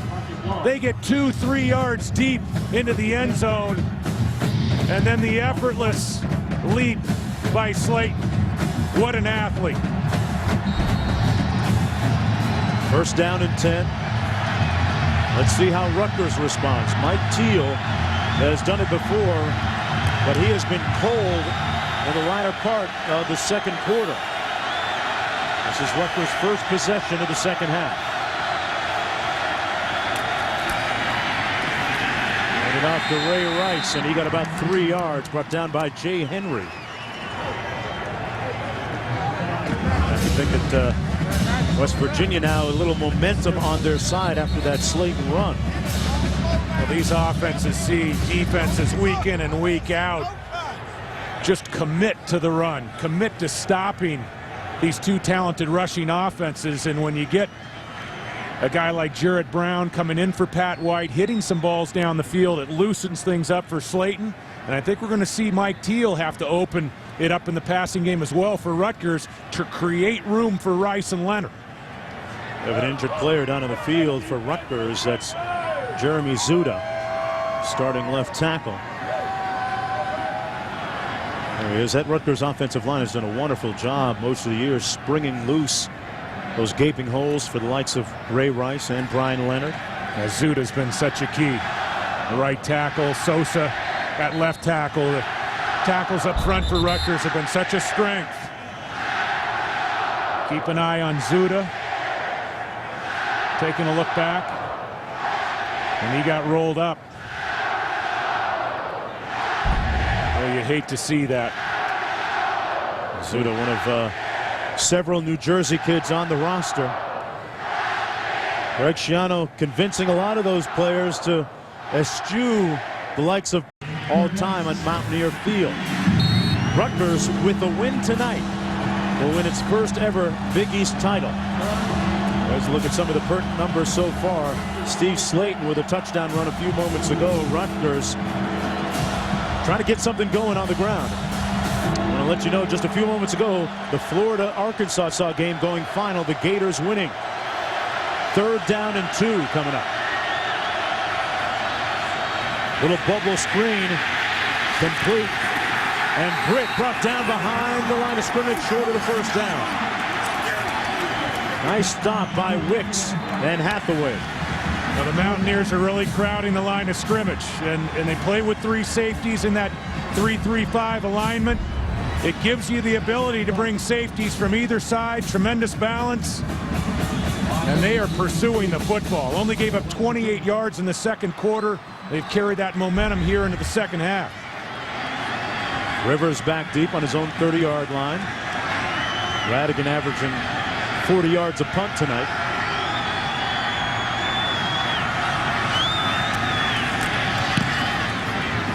It's off a high punt. Not that long.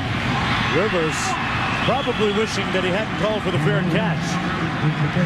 But they'll have good starting field position on this, their second possession of the third quarter. 31-yard punt by Radigan. Boy, what a surprise. That system doesn't work, because you cannot tell me you can pick between those 2 teams and say definitively one of those 2 deserve to be in that game. I'm with you on that one. Slayton on the carry. Let's go back to Reese Davis. Wait and hope. Florida's only loss on the season on the road at Auburn. Certainly they have a strong argument to play for the championship. Pass complete to Slayton.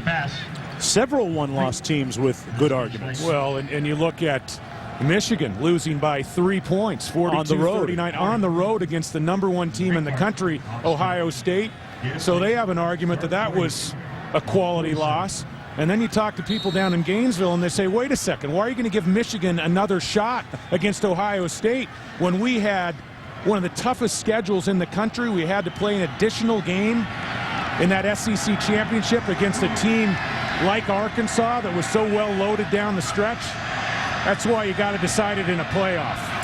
3rd and 3 coming up for the Mountaineers. Brown under heat. Got it off in time. Forward progress is going to be marked up at the 40-yard line to Miles. Brandon Miles making the catch for the first down. Miles was working against McCord. He came back to the ball to help out his young redshirt freshman quarterback. And watch the size and strength of Jarrett Brown. Had to get up over defenders in the pocket to deliver that ball to the outside. That was a heck of a play by the young quarterback. Use his size, as you mentioned. 6'3" out of West Palm Beach, Florida. Fumble.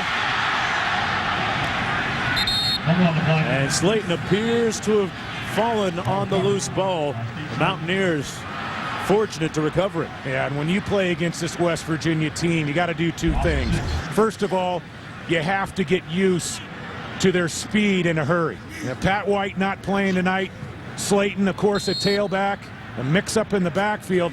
But number 2 against West Virginia, you got to hope for a sloppy ball handling night from the Mountaineers. When West Virginia's lost this year to South Florida and to Louisville, turnovers by the Mountaineers have really played into the mix. 2nd and 16 now for Brown. Out of the backfield, complete.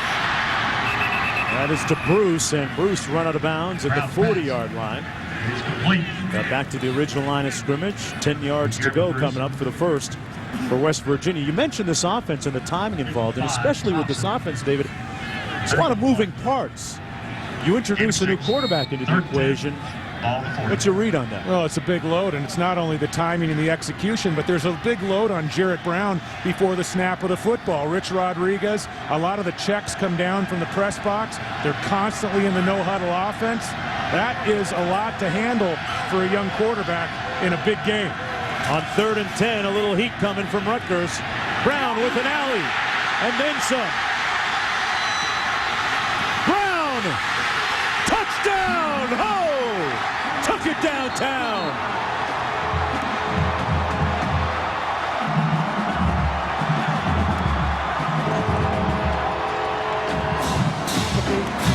Off the point after. Mahomes travels deflecting after Tim Lindsey.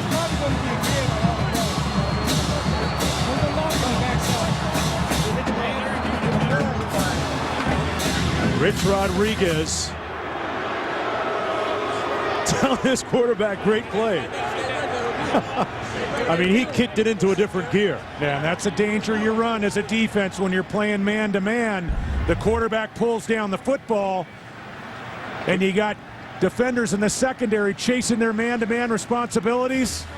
Jarrett Brown is looking at the back of Rutgers jerseys as he heads down the football field.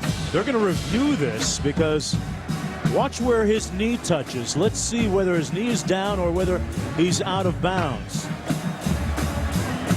His knee might have touched there, but it's got to be indisputable video evidence. Or did he get his hand down and hand walk into the end zone? This is a better angle. And just stretching the ball out from that angle, tough to tell. But I will tell you this much. That was some kind of effort by Jarrett Brown as he got down inside the 5-yard line. And how about the decision making as he exited the pocket? Boy, the receivers appeared to run everybody up with a smile in film review. It sure was. Don't want to break the young Colt that much. Extra point is good from McAfee, and West Virginia has surged ahead here in the third quarter with a couple of touchdowns. Can Rutgers answer the charge by Brown and the Mountaineers? There's a Big East title on the line when we come back. His third this season and a career long. There's Young on the kickoff return. Got down at the 28-yard line. Let's check in with Reese Davis. Mark, Big 12 championship game. Oklahoma had a 14-0 lead on Nebraska late in the first half. Short yardage formation. Zach Taylor finding his tight end wide open. Hunter Tiefenthaler with the touchdown grab. Sooners still up by a touch.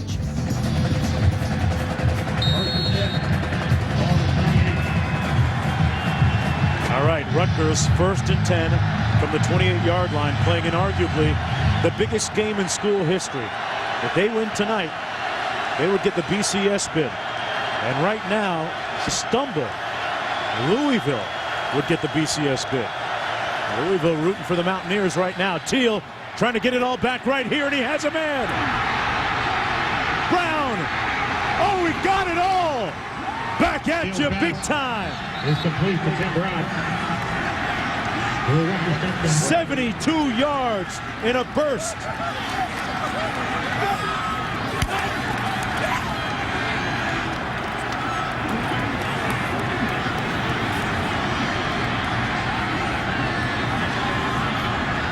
Mike Teal is 35-2 as a starter. Don't think for a moment that he doesn't have incredible resolve. The type of resolve to bring his team back like he did earlier this year with that 11-play, 80-yard drive against Louisville for the big win. Vito with the extra point. Flags down. That is the symbol for chopping wood. That is their mantra. That is their credo. You see the hand motion, the right hand going into the left. It's going to go against the Mountaineers. Offsides on the defense. Number 19. Penalties decline. Try is good. That touchdown pass was Rutgers' longest of the season. A career-long pass by Mike Teal, 72 yards. Well, and they brought Timmy Brown in, their home run threat. The fastest wide receiver on this roster. Teal back 5 steps. Got the ball up on time. And Timmy Brown just absolutely runs away from Larry Williams. That is impressive speed and maybe even a better throw from Mike Teal. Talk about Mike Teal and all the key plays that he's made. None might be bigger than that one so far with plenty of football left. You talk about deflating an opponent in one play. Lead back down to 3 points. Williams right there on the bench, beaten on the last play for the touchdown. Now, that's the risk that these defenses run. You know, both of these defenses, they know they don't want to come out and watch the run games respectively go up and down the field, so you have to take some chances on the outside. Williams was locked up one-on-one with the backup receiver, but a number 2 receiver that has quite a bit of speed, and Mike Teal turned this game around on a dime with that throw on the go route. Greg Schiano has told his team, keep your eyes on the process, not the prize. It's how we do things, guys. Don't think about the final destination all the time. Take care of the little things. Reynard on the return. Brought down at the 25-yard line. So Jared Brown coming back onto the field real quick. Can you call a one-play touchdown a drive? And look at Reynard now limping off the field for the Mountaineers. He's one of their top receivers. Well, tomorrow night, be sure to catch the 2006 Bowl Special Selection special on ESPN at 10 p.m. Eastern. It's also available in high definition on ESPN HD. Call your cable operator or satellite provider today. For more information, log on to ESPN.com. That's the Bowl Selection Special on ESPN. That special just got a whole lot more interesting. Louisville Cardinals, interesting spectators on the sidelines tonight watching this game. Winning earlier today against Connecticut. They're going to whistle this play dead. If Rutgers loses, Louisville dead ball wins the Big East. Delay of game on the offense. Number 16, 5-yard penalty, remains first down. Against Brown. Brown has done a nice job, both with his arm and his feet. 4 minutes to go in the third quarter, though, Mark Jones. I think his decision-making, taking care of the football. Can he take this ball game deep into the fourth quarter without turning the ball over? Ball security at the quarterback position is going to be a key. He's going to take off with this one himself. There's a flag down. And Brown is brought down at the 25-yard line. That's going to be a hold against Stanchik. Mountaineers penalized once again.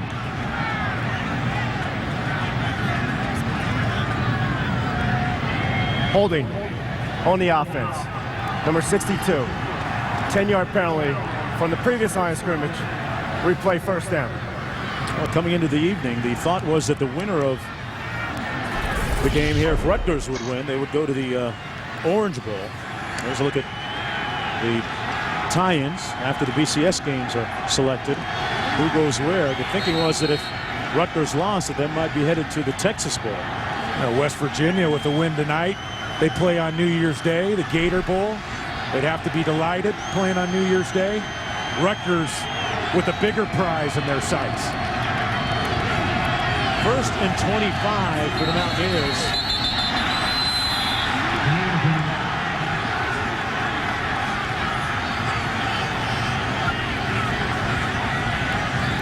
Prior to snap, false start on the offense. Number 73, 5-yard penalty, remains first down. That's against Figner, starting tackle. And you have to live with this. A redshirt freshman getting a surprise start. Now they're going to go to first and 30.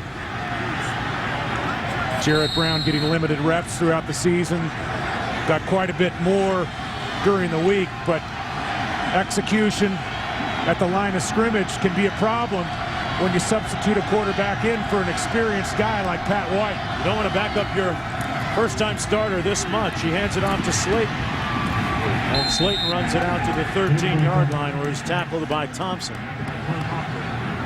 Boy, when you watch Slayton, he is so nimble and so quick through the creases.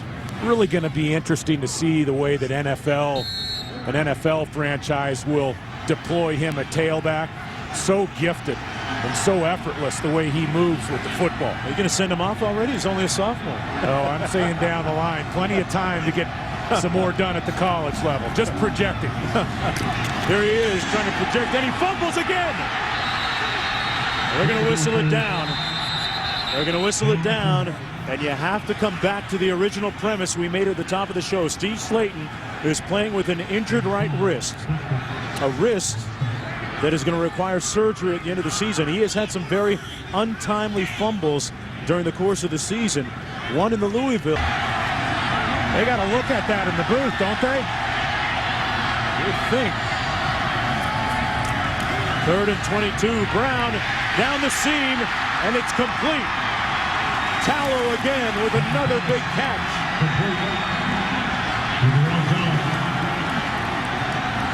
Picked up 22 yards, but it's still 4th down coming up. Yeah, West Virginia's going to be short.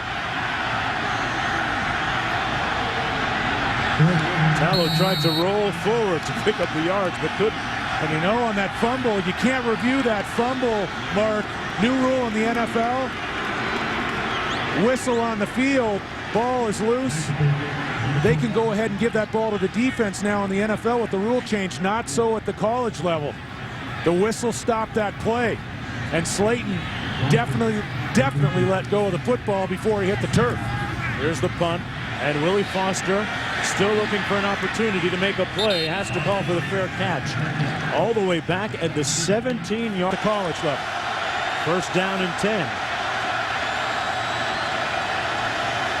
35 seconds to go in the 3rd quarter. Ray Rice trying to put his stamp on the game. And Rice pushed out of bounds right near the 1st down marker. And a late flag coming on that far side of the field at the 33. 28 seconds to go in the 3rd quarter. Face mask on the defense. Number 6. 5-yard penalty will result 1st down. And the good news is that Zuta's back in the game blocking for Ray Rice. There's the face mask. And we've seen some critical decisions by officials this year.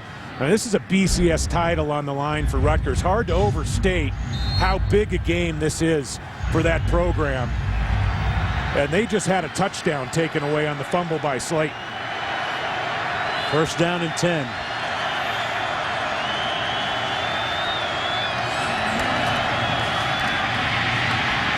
Nice hole once again for Young. Young doing a nice job supplementing it.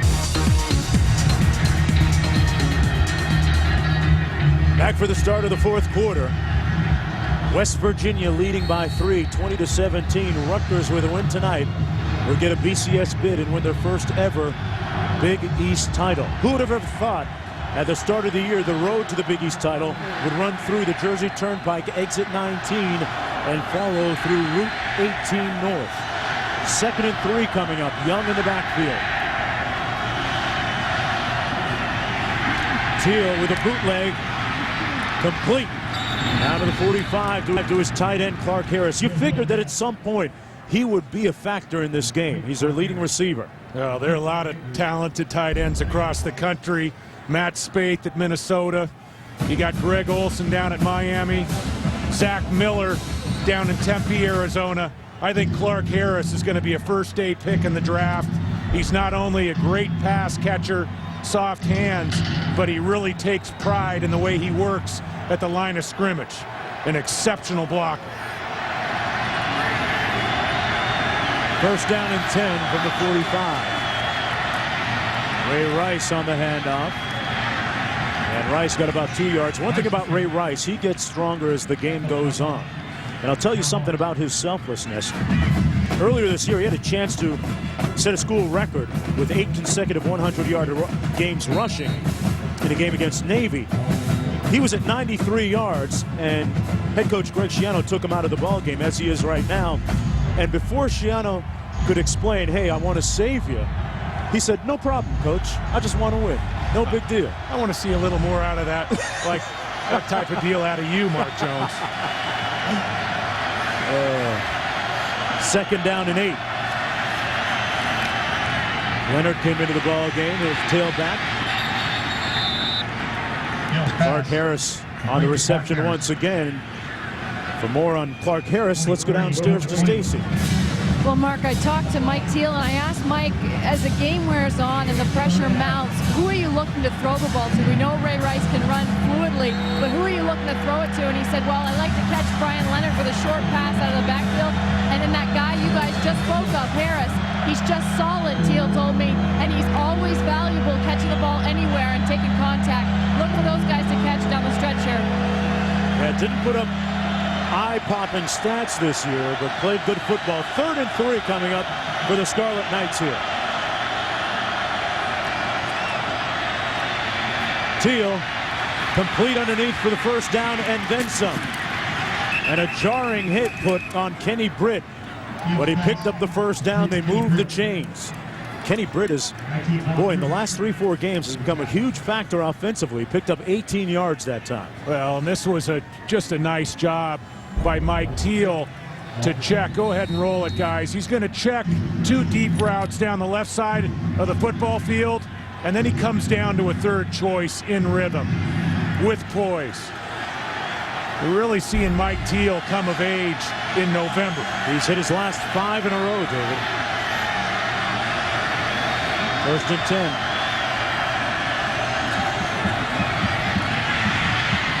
Rice trying to get to the edge, run out of bounds at the 16-yard line. And remember, Mike Teal doing a job at quarterback for Rutgers, but his counterpart, Pat White, who was supposed to start, did not start, has not played because of an ankle sprain and turf toe. White, such a valuable part of that West Virginia offense, ran for over 1,000 yards this year, passed for over 1,500 yards, completed about 67% of his passes. Who would have ever thought that West Virginia, frankly, would be in the lead at this point of the game without Pat White in the game? Well, I know the Scarlet Knights are excited. They didn't have to see Pat White tonight. That's an understatement. 2nd and 6 on the toss, Ray Rice. And they swing him out nicely at the 17-yard line. Eric Wicks making the stop on the play. Eric Wicks is such a key for this defense. He's really the best playmaker. They use him a lot in their blitz package. Runs extremely well. And this defense is so well equipped to take care of running offenses because of those safeties on either side, their ability to bring pressure from different spots on the field. That unconventional 3-3-5 alignment. Doing a nice job, especially against the rush. 3rd and 7 coming up.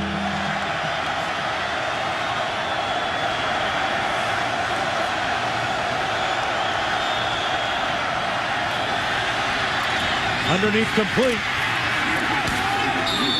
And it appears as if Townsend may have gotten the first down with that last gasp effort and lunge. James Townsend, one of the only receivers with experience. The transfer from Iowa, doing a nice job, and they move the chains. It's 1st and goal for Rutgers. Now you go out to a college football practice and you hear wide receiver coaches talking about getting north and south after a catch, splitting defenders. This is just a superb job by Townsend to run through 3 tacklers and move the chains for the Scarlet Knights. 1st and goal. Ray Rice is the lone back. They toss it into the near side, and Rice is brought down. Maybe lost a yard on the play. Rice came into this game the 4th leading rusher in the nation. Ran for almost 1,500 yards on the season with 17 touchdowns, 135 a game. He's a treat. He reminds me a little bit of Greg Hill. He does. That low center of gravity, great initial burst, runs through tackles, but it hadn't been easy. Ray Rice, one of the top 5 running backs statistically in the country, but he's operating against one of the 5 toughest defenses in the country to move the ball on the ground against. That's Britt in motion. Teal complete underneath to Britt. Stays on his feet, absorbing the blow, but pushed out of bounds at about the 6-yard line. They are really jacking each other down there. They are bringing some knock. There's some hitting going on. Well, the best routes against man-to-man defenses are routes that are crossing patterns, and that gives wide receivers a chance to run away from man-to-man defenders. Teal's done a nice job of looking at routes down the field and then coming underneath to those crossing routes, been delivering the ball with accuracy. 3rd and goal. Leonard and Rice both split out as receivers.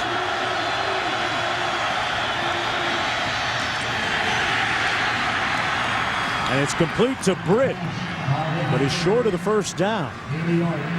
And in comes the field goal unit as Jeremy Eel will come onto the field to try and kick the game-tying field goal. It looked like Mike Teal predetermined that he was going to come underneath again on that route. And the Mountaineers a great job in the linebacker core to jump the route. This one's going to come from about 21 yards out. He's made so many big ones this year, none bigger than that game-winning field goal against Louisville. This coming from a pretty sharp angle. No problem for Jeremy. Welcome back, everyone, to Morgantown, West Virginia. Steve Slayton with 91 yards rushing. He came in averaging well over that, 143, and Ray Rice well below his average. But that's what happens in games of this magnitude. Tighten the screws just a little bit more. And that's what happens when defenses are selling out against the run. Getting safeties up on the line of scrimmage, forcing quarterbacks to make plays down the football field. The yards don't come easy. Raynaud and Rivers back for this kickoff. It'll be Raynaud at the 2. Raynaud still on his feet. And Raynaud with a nice kickoff return into Rutgers territory. Reese Davis, an impressive run by Raynaud. Back to you.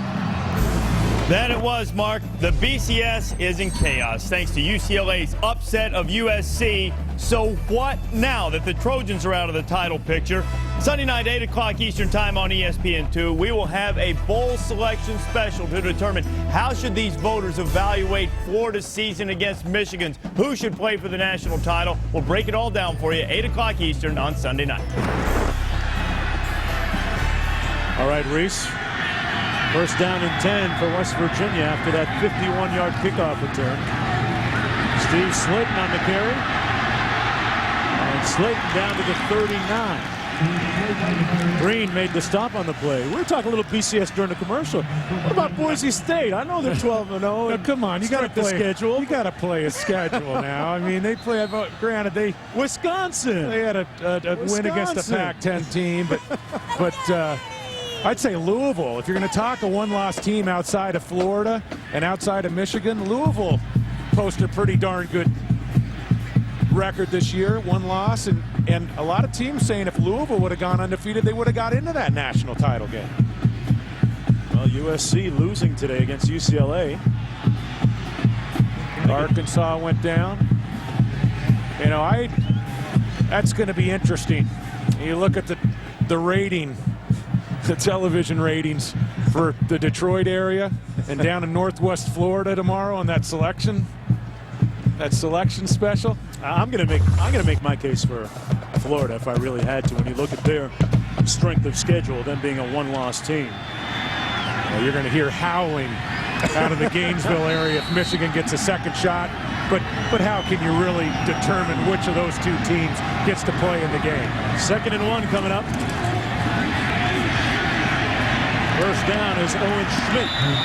Carries for about 4 on the play. Owen Schmidt is a load at about 250 pounds, 6'3", a junior. Yeah, he is a load. And you know, one last thought on that BCS. I've got a great way to determine which team gets into that game. And it's a bit of a novel thought, Mark. Tell us. Determine it on the field of play. How about that? Oh, brand new concept. I think you're trying to tell me the BCS doesn't quite work. That works one out of every 4 years. First down and 10. Slayton stopped up near the line of scrimmage by Ramil Meekins. Let's take a look at the All-State Good Hands play of the game. And it came on that nice hookup between Jarrett Brown and Jallow. This is a big play that came early in the third quarter, set up the first of 2 touchdowns in the third period from West Virginia. See what they get on 2nd and 12 coming up. Jarrett Brown has gone the entire distance. Pat White out of the game. Did not play because of a sprained ankle and turf toe. Brown has his pass batted down at the line of scrimmage. And you see number 56, Eric Foster, making the chopping wood sign. There it is right there. He's the only junior who's one of 4 captains on that team. Yeah, it's hard to find an interior defensive lineman, and I'm talking across the country, that has better numbers, better production than Eric Foster. Tackles behind the line of scrimmage, sacks. 3rd down and 12. Picked off at the 18. Thompson. And Rutgers comes up with a huge defensive play with just under 8 minutes to go in the ball game, and a BCS bid on the line. That's their 13th bid this season and their biggest so far. And Devron Thompson is going to drop back into coverage. Keep an eye on number 55, and he gets good depth. Gets a lot of depth retreating, reads the eyes of Jarrett Brown. Looked like Brown was looking down the field to Darius Renaud. And we talked about ball security. We talked about young quarterbacks taking care of the football. That's quite a play by a middle linebacker. A lot of middle linebackers at this level, pretty good inside a phone booth, good against the run, but not that good in space. Thompson proved that he could work against a pretty darn good slot receiver. That's Renaud that was shaken up on the play. And now with 7:57 to go, tie game, Rutgers looking to come back and go ahead. They've had so many close games. A 5-point win against North Carolina to start the year. A 2-point win against South Florida. Another comeback victory against Louisville when they were trailing by 18 in that game. 1st down and 10 from the 46. Ray Rice with a 1st down inside the 30 to the 27-yard line. And now they're going to keep it right here. Boy, I talked about Ray Rice getting better, progressively stronger as the game goes on. Here's evidence. Well, you look back to the Louisville game. The Rutgers trailed 20-5-7 in that football game. It was Ray Rice that took over the game in the 4th quarter with his will. 75 yards against the Cardinals, and he rips off a long one here against the Mountaineers. Cordell Young now in for Rice. Young cuts it up inside between the tackles, inside the 25. And now we check in with Reese Davis with the SportsCenter 30 at 30 update. All right, Mark, story of the day in college football. USC knocked out of the national championship picture. UCLA knocks off the Trojans 13-9, giving Carl Durrell most important victory as the Bruins head coach. The long-anticipated debut of Greg Oden of Ohio State. The big man had a broken wrist, played against Valpo, got a double-double. SportsCenter after the game, ESPN News constantly. All right, Reese, the 2nd down and 6 coming up for Rutgers. Rice back in the ball game on the carry. Stopped up at about the 20-yard line. It'll be 3rd down and about 3 to go. Mike Teal came out red hot. Made his first 5 passes good ones, all completions. Went stone cold towards the middle and latter part of the 2nd quarter, but has picked up the pace once again here in the 2nd half, where he's 8 of 8. Yeah, there was no doubt coming into this game, the Mountaineers with one of the very best defenses in the country stopping the run. And Mike Teal's not a guy that you ask to win the game, but he has been very impressive in the 2nd half, and the deep ball to Timmy Brown really was a momentum changer. Leonard is the lone back. He gets the call on 3rd down, and he powers forward for the 1st down. Brian Leonard, the 5th-year senior, who passed up on Notre Dame and Penn State and other big schools, stuck with Rutgers because he's a man of his word, trying to pay off on a vision that he had 5 years ago. He's a great dual threat back and running with power. The Scarlet Knights are very comfortable when they have the ball in the hands of Brian Leonard, and I can't say enough about his ability as a pass catcher out of the backfield. Over 200 receptions in his career at fullback for Rutgers. And it is wonderful the way that he has mentored the youngster Ray Rice, the sophomore, who comes into the ball game right now. A great lightning and thunder combination. Actually, I guess you could call it lightning and lightning. Well, Leonard definitely is the stronger of the two runners, but they both have a little bit of flash. Obviously, Rice is the true tailback, but Rice gives you quite a bit of pop in between the tackles. Interestingly enough, Leonard without a reception tonight. He has a streak of 45 consecutive games with a catch. 1st and 10. Rice on the carry, stopped up right at the line of scrimmage. And they're already in field goal range for Jeremy Ito, who's kicked some big ones, but none would be bigger than one which would lead to a win here. 20-20 with 5:10 to go in the 4th quarter. Rutgers intent on turning a 7-point play on this trip down the field, and the clock becomes a factor as we tick inside 5 minutes. Both teams with a full complement of timeouts to work with. Look at this funky formation.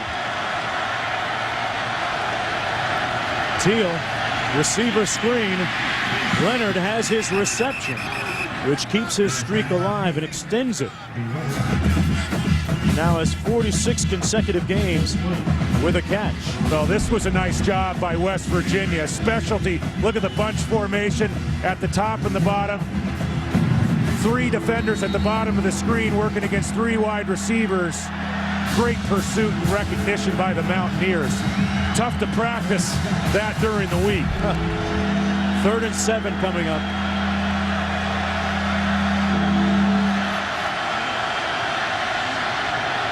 Leonard the back beside Teal.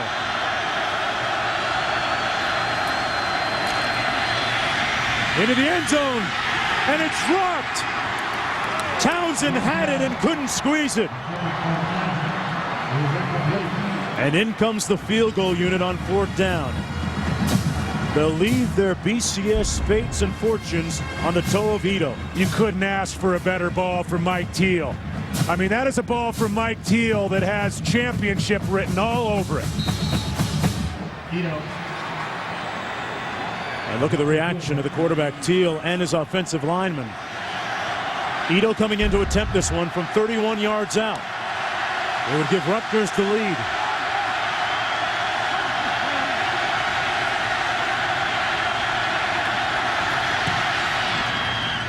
No doubt about it. Jeremy Ito with another field goal, his 3rd of the day. He's connected from 36, 21, and now 31. 3:55 away from a BCS bid. Can the defense do its job? We'll find out on the other side.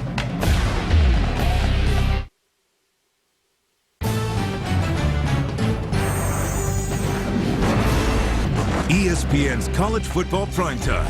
Brought to you by T. Rowe Price. Mutual funds, IRAs, college savings from T. Rowe Price. Invest with confidence. And ESPN Game Plan. Maximum college football. To order, call your pay-per-view provider or log on to ESPN.com. Search Game Plan. 3:55 to go.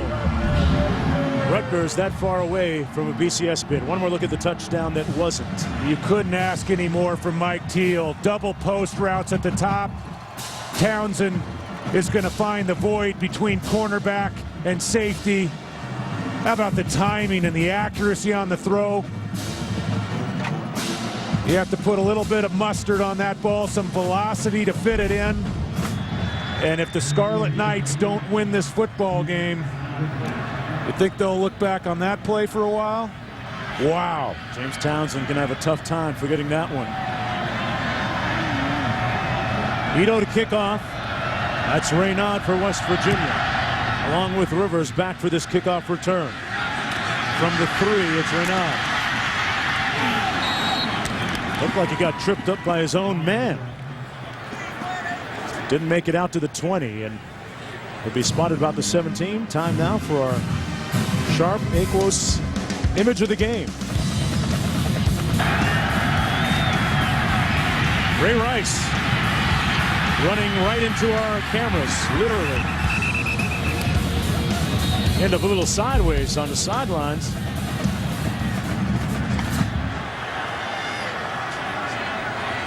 David Durko. Okay. Hang in there, Dave. 23-20. See what Jared Brown can do here. Making his first start. Brown sprinting, lunging forward. He's going to have a first down at the 29-yard line with 3:24 to go in the fourth. Well, the Mountaineers, week in, week out, they go exclusively no huddle. So this shouldn't take even Jared Brown, a redshirt freshman, out of his comfort zone. Plenty of time. They have timeouts. And don't be afraid to continue to use your feet. I think that Jared Brown, if he sticks with pulling the football down from time to time, that's going to help him on this clock drive. Last time out, he threw an interception into the arms of DeVron Thompson. Passes this time safely complete. Out to the 39-yard line to Jallow. And Jallow's forward progress is going to give him the first down near the 40. 2:55 to go in the fourth quarter. West Virginia moving the ball. They only need a field goal to tie. And two confidence-building plays to open up the drive. First, the quarterback draw. Didn't like what he saw down the football field, pulled it down, and then a nice solid curl route. Ball to the outside to move the chains. Hey, Jared Brown not too bad today, 10 of 19, 164 yards. Surprise starter for the injured Pat White, who's out of the game with an ankle injury and turf toe. Not sure who that was to. Overshot his intended receiver, Jallow. That was a misfire. He had Jallow working to the sideline. And Rich Rodriguez, if he could talk directly to his young quarterback right now, he'd say, hey, make sure we stay secure with the football. We can't turn the ball over on this drive. Don't take any risks. And when in doubt, pull the football down and use that 6'4", 220-pound frame that you've been using so successfully throughout the course of this football game. 2nd and 10 coming up. They've got to at least get into field goal range for McAfee. Brown incomplete underneath at the 43. Intended for Steve Slayton with 2:27 to go. And remember, McAfee has a pretty strong leg. Their place kicker. He has a career long of 51 yards. So if West Virginia doesn't pick up significant yards on this play with 2:27 left, I think they're going to be forced into a punt situation. They got to punt the ball away. Remember, they have 3 timeouts, so they may have to give the ball back to the Scarlet Knights and trust their defense. Big play coming up for Brown at quarterback here. Downfield complete. First down at the 36-yard line to Renaud. With 2:18 to go. He threw a frozen rope that melted in Renaud's arm. Yeah, and watch Brown's movement in the pocket. I'm telling you, he made a nice move stepping up and then delivers the ball on a line with the game on the line. That was a big throw.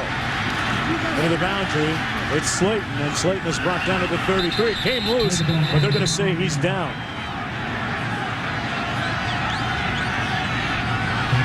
Clock running under 2 minutes to go. Yeah, West Virginia doesn't have to hurry. This is a situation where you don't want to leave time on the clock for the Scarlet Knights. This time Slayton really was down. I don't think there's any doubt about that one. 1:42 to go. No problem milking the clock here, especially when you have timeouts. On 2nd and 8.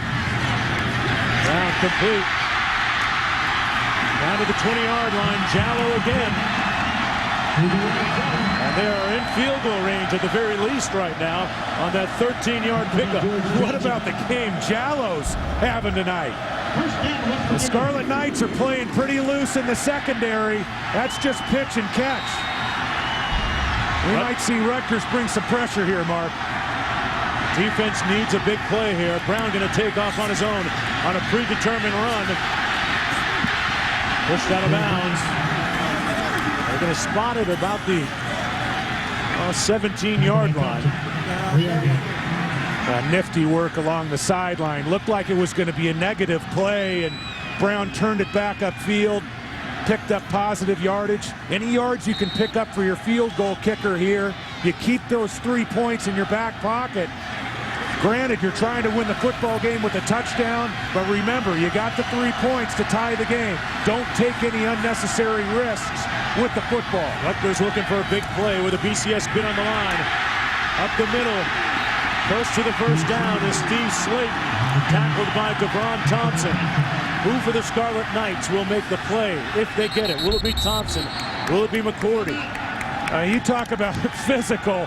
He absolutely ran over Eric Foster, the defensive tackle. Mountaineers call a timeout. Rutgers with 3 remaining. A BCS bid on the line for the Scarlet Knights.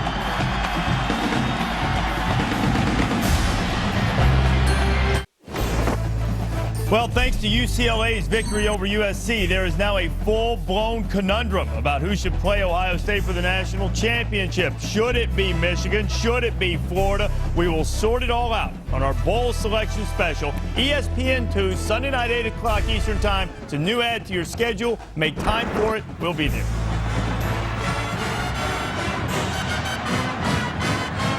All right, Reese, 1:04 to go. Rutgers with 3 timeouts remaining. Mountaineers with 2.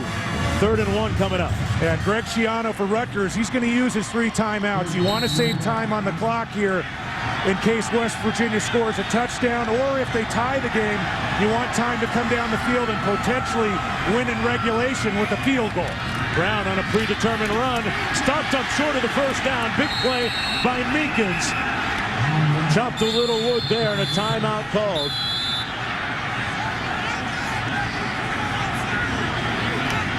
And now it's 4th down coming up. You saw the look on the face there. Rich Rodriguez knows how big that was to not pick up a first down, because it's advantage West Virginia, 1st and goal. You force Rutgers to use the timeouts, and then you have the ability to take your shots into the end zone to win the game. You got the 3 points in your hip pocket to tie. Pat McAfee, very trusty place kicker, 12 of 15 on the year coming into this game, and with 3 makes today. And when you don't pick up the first down there, then all of a sudden you leave about 50 seconds after a kickoff for Rutgers to come back down the field, potentially tie or potentially take the lead if West Virginia ties here with a field goal.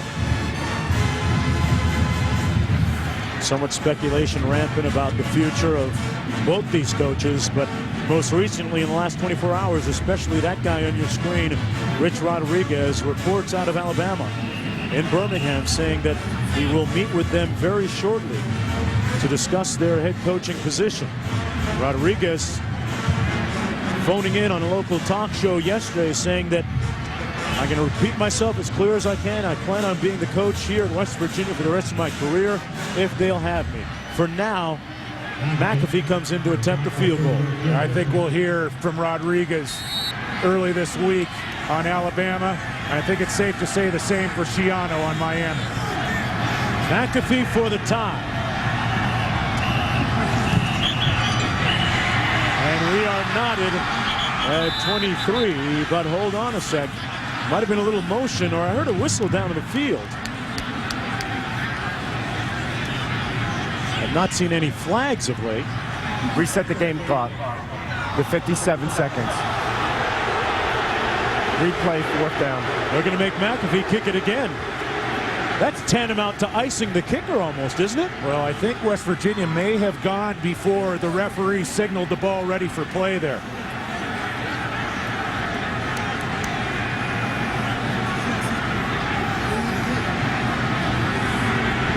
Rutgers had a second opportunity against Louisville. The result of the penalty, they knocked it through on the second one. We'll see what happens on the second opportunity here for West Virginia. Different type of circumstance. McAfee tied at 23. 53 seconds to go for Rutgers on offense coming up after the kickoff. Should all go according to plan. McAfee now with his third make of the day. What a play by the Rutgers defense on that third down. Penetration into the backfield, a loss on the play to force the field goal attempt, and eventually the field goal make. But now the ball's in Rutgers' court. 2 timeouts to work with, 53 seconds. And Mark, this kickoff return is going to be very critical for Rutgers to set up their overall strategy coming down the field. Now, Willie Foster has been pining, you would think, all day for an opportunity to get a good return. Last year, he was the Special Teams Player of the Year in the conference, but has been unable to make a play on a kickoff so far today. And coming up on SportsCenter, folks, the Bruins stunned the Trojans today out in Los Angeles. And should Michigan meet Ohio State in the BCS title game, or should it be Florida? Does the current BCS system work? That's an even bigger debate. Neil Everett and Scott Van Pelt will have all the scores and the debates after the game. Well, the only years that it works is when you have 2 undefeated teams, like last year, 1999, when Virginia Tech played Florida State. But if you don't have 2 clear-cut undefeated teams, it never works. You know, the question begs, Mark Jones, does college football have it right? Or do you look at all the other sports in college and pro and say they've got it wrong? Never like too many computers involved in determining champions. You got to decide it on the field of play. And I'll tell you what, 18 playoff college football, hands down, would be the most exciting sport in the country. Here's the kick. This is Young. Found a nice seam up the right side of the field and is brought down right around the 30-yard line. Cordell Young. Mike Teal has had a hot hand today. He's 15 of 19, a touchdown pass. And in the second half here, he's 9 of 10 passing. And boy, he's made some big throws today. Well, and you really have to have confidence in Mike Teal if you're going to put the football in the air here. You got to trust that he's going to make good decisions. You put the ball on the carpet or throw a pick in this situation, the BCS title goes away. Teal complete near midfield to Britt.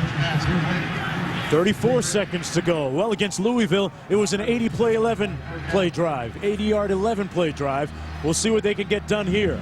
Yeah, the BCS bid on the line. Courageous throw, courageous play call there. Mike Teal with a nice throw on the post corner. Picked up 20. Given time again. There's a flag down at the 31-yard line. The catch made by Britt. See if it stands. There was a little bit of shoving there. Good coverage by Larry Williams. But they seem to be jostling for position there on the sidelines.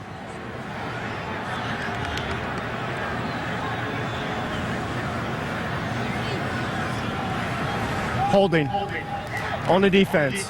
Number 3. 10-yard penalty from the previous line of scrimmage. Automatic. First down. Now, Britt working against Larry Williams, and Williams getting a couple handfuls of jersey. And you look at the work up front by the Rutgers offensive line. Those last 2 plays giving Mike Teal plenty of time to be comfortable in the backfield and make decisions. Teal going up top. And it's incomplete, intended once again for Britt. Good coverage by Williams, who won that battle.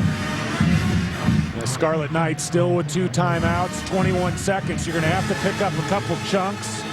Ito has a career long of 53. Yeah, he's 2 for 2 on the year. 50 yards and beyond, so he has plenty of leg. Rutgers looking to Mike Teal to hit a ball or 2 here and get Ito into a game-winning situation. 21 seconds to go. Get off a couple of plays. Little pressure coming. Pass caught at the 36 by Britt. Timeout. They call a timeout. His forward progress going to be marked at about the 35-yard line. That was a nice use of the timeout. Quickly, at the end of the play, using the timeout, 15 seconds. From there, the field goal attempt by Ito right there would be about 52 yards. Well, with 15 seconds to go and a timeout, I think we'll see a run play from Rutgers on this next down. Yeah, you don't want to risk a sack. You don't want to risk negative yards. You're within Ito's range, the outward limits of his range. And what about those that said that Mike Teal was strictly just a curator of the offense, a guy that could just facilitate things, hand it off to Rice, pass it to Leonard out of the backfield? Well, he's been a lot more than that today. The numbers bear that out. Now 17 of 22, and he's hit some key passes. There are really two kinds of quarterbacks. Quarterbacks that you ask to go win games for you, and then there's quarterbacks that you ask not to lose games. And at times, Mike Teal has been the latter, the type of guy where you say, hey, we've got Rice, we've got Leonard, we got maybe the top tight end in the country. Don't lose the game for us. But on the road against West Virginia tonight, they asked Mike Teal to go out and win this football game. How about the drop by Townsend on the last drive? And still Mike Teal, for Greg Schiano, brings his team down the field. I think the Scarlet Knights are going to keep the ball on the ground here with that timeout and try to gain a couple more yards to give Ito a closer shot at the game winner. 3rd and 3 coming up. Ito forced to watch for now from the sidelines. Leonard the lone back. 3 receivers out to the top of your screen. They're going to pass. Teal incomplete underneath at the 30-yard line for Britt with 11 seconds to go. Yeah, Rutgers, 4th down coming up. Rutgers rolled the dice on a ball that was only going to pick up 4 or 5 yards. I think you got to be a little bit safer than that, especially when you got a Heisman Trophy candidate you can go to in the backfield.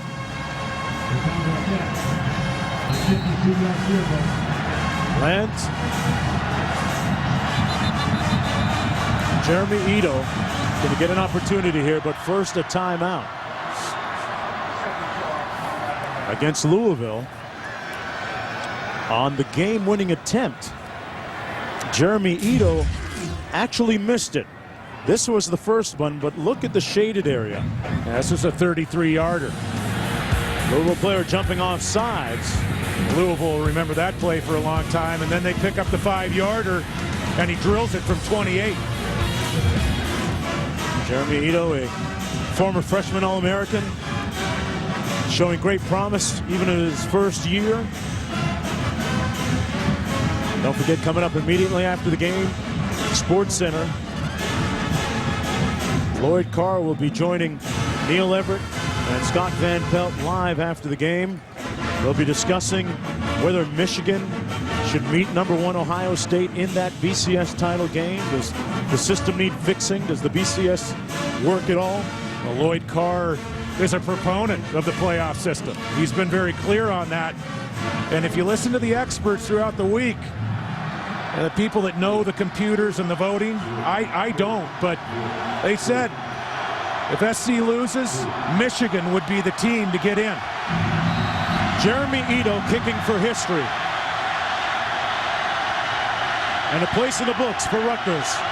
A BCS bid on the line from 52 yards out. He's 4-7 all-time from 50-plus. For the win. No good.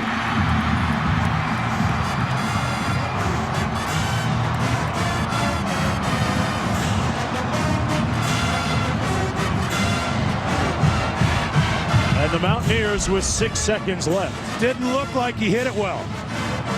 This is within his range, and he's comfortable. Now, he's comfortable out to 57, 58 yards in practice, but also this game is being played in the 20s, 20 degrees. And the ball's a little bit harder when you strike it with your foot. Rutgers. Cold weather. Well,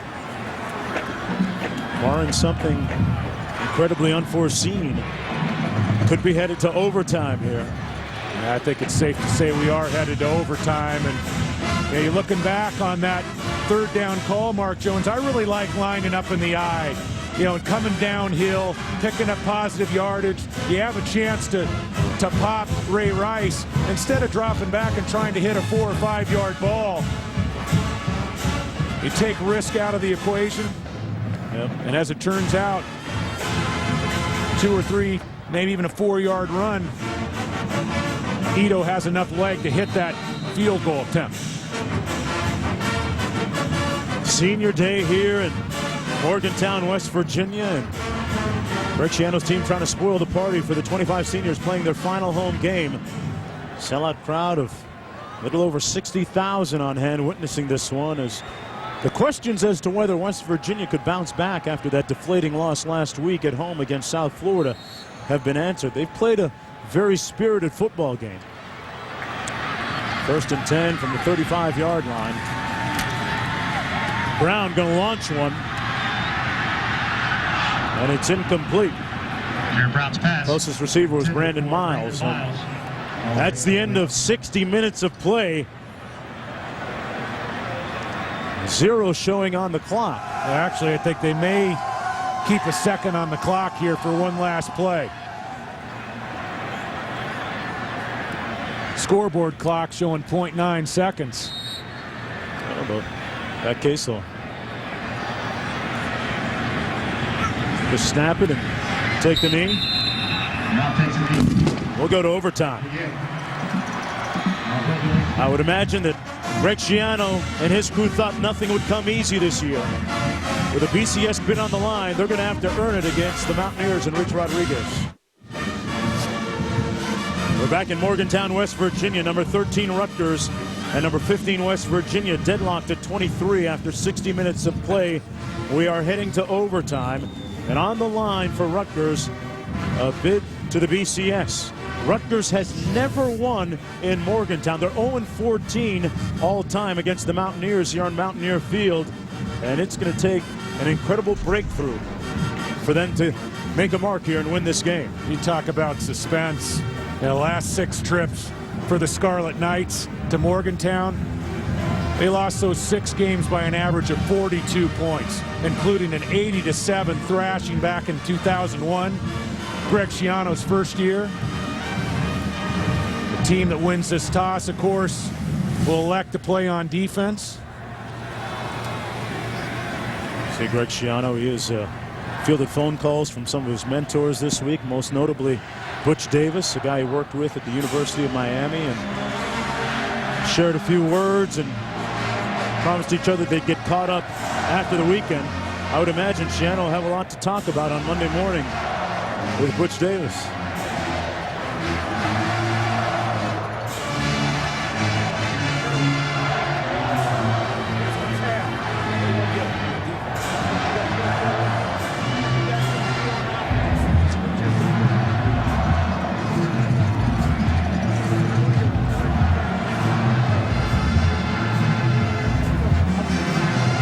Wait for the call from the official on the toss. Neither team has played an overtime game so far this season. This will be the first for both. Rutgers has won the toss, elected to go on defense. West Virginia will be an offense and defend this goal. There's a look at the respective records in overtime. And we'll check in one more time with Reese Davis. Reese, great finish coming up. It is a great finish there, and Oklahoma's trying to finish off Nebraska on a 3rd and goal play in the Big 12 championship game. What a catch by Malcolm Kelly from Paul Thompson. Sooners on top of the Huskers, 21-7. They're starting the 4th on ABC. All right, Reese, and a look at the overtime rules. You saw the coin toss. Each team gets 1 possession from the 25 per period. Until it's declined, no game clock, the play clock only, and you have to go for 2, starting with the 3rd overtime. And the premium on taking care of the football goes up drastically in overtime. Defensive touchdown the other way, the game's over. Turnover, you come up with no points, you probably lose. From the 25, Slayton into heavy traffic going nowhere. It'll be 2nd down and 10 coming up. And Jarrett Brown's done just a tremendous job tonight. Redshirt freshman, emergency starter. And you think Mountaineers lose so much with Pat White not in the lineup, but he's done a great job, hit some key passes, and made some great runs to get his offensive line out of trouble. These two teams do have overtime history. Mountaineers beat Rutgers 31-24 in overtime in 2000. Brown looking to pass. Under heat. On his feet. Open. And he overshot his receiver. Incomplete. Reynaud was the closest one. And it's 3rd down and 10 coming up. He was trying to hit Reynaud, and Reynaud, 5'10", trying to get up high. Might have mistimed this jump just a touch. And oh, Jarrett Brown took a little bit off that ball, tried to drop it into the hole. So close. Got to get down to the 15-yard line for the first down. Empty formation, 5 receivers for Brown. Over the middle, high, incomplete. 4th down coming up. And McAfee going to be forced to try a field goal now. A very unfavorable 3 and out for Rich Rodriguez's crew. Yeah, when you fail to pick up yards on a first possession in overtime, you put a lot of stress on your kicker. This is a must make. McAfee 3 for 4 today. This one coming from 42. And he is true. They're going to stay right here. McAfee good from 42, but now Rutgers with an opportunity coming on offense. Field goal ties it. A touchdown gets them to the BCS. Boy, McAfee has been smooth tonight on pressure kicks, just like pouring butter. Tell you what, that kick was right down Main Street. Now the Scarlet Knights get their opportunity. Mike Teal in the spotlight. Mike Teal has had a glorious day. 17 of 23 passing for 265 yards and a touchdown. That one touchdown was a momentum-grabbing strike to Tim Brown. The backs line up out of the eye on 1st down and 10.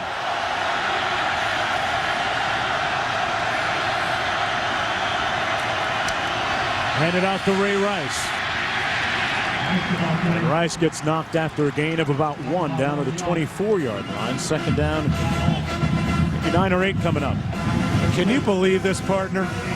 I mean, if you were to tell me back in August that Rutgers would have a possession in overtime in the final game of the season at West Virginia to win a BCS bid, you got to be kidding me. Louisville Cardinals won earlier today against Connecticut.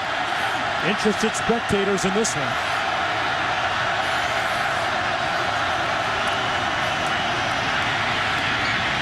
Handed off again. Down inside the 20-yard line, Rice. And it's going to be 3rd and about 4 coming up. So a big call coming up for the Scarlet Knights. And Craig Versteeg, the offensive coordinator for Rutgers, playing it close to the vest on the first 2 play calls. Surprised? I'll tell you, after that play call on 3rd down at the end of regulation, and now I think we'll see Teal put it up. His favorite target has been Britt.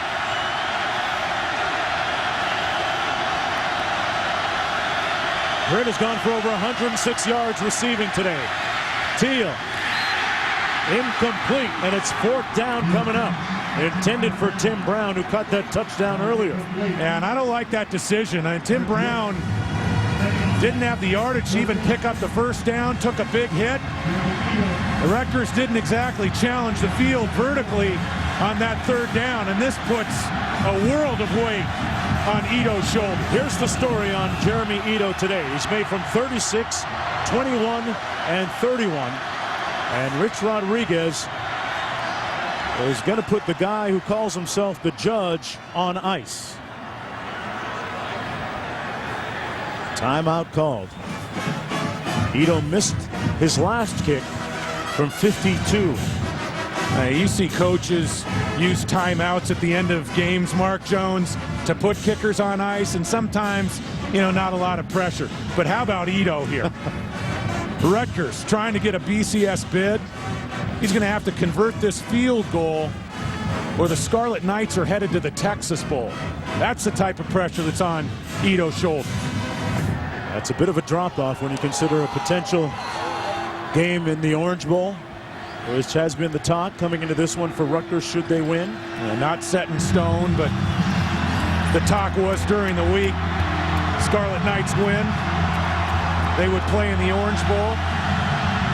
Well, now it's up to Ito, the 5'11" junior, former freshman All-America.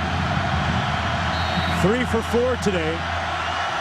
Made a game winner several weeks ago against Louisville for the huge win. This one coming from 37 yards out straight away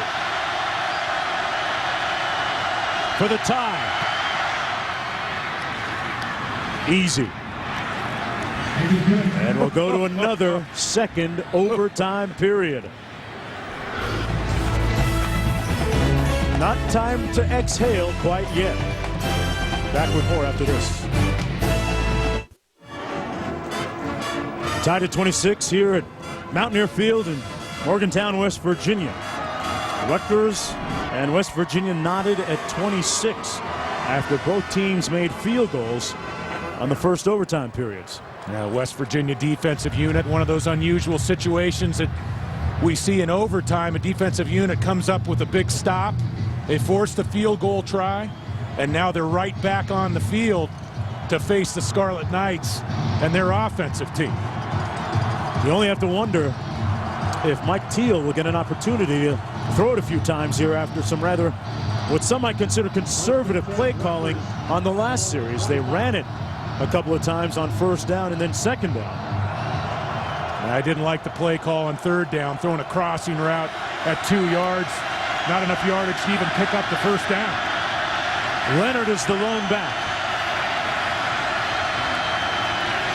Teal going to throw complete at the 22-yard line to Britt. See where they mark his forward progress. They're going to give him the 21-yard line, almost the 20. That's a nice first down play for Rutgers. Obvious rundown. They use a short pass. That had West Coast offense written all over it. A short pass to create yards and an easier second down opportunity for Rutgers. Britt with a career high, going over 100 yards receiving for the first time. Rice still on his feet. He gives you those yards after contact, and he gets the first down inside the 15-yard line. Well, that's what Ray Rice is all about, and that's why we're probably going to see him in New York for the Heisman ceremony. How about the cut inside, and then the strength, keeping the legs moving. And he picks up the first down. Over 100 yards. He's hit the century mark.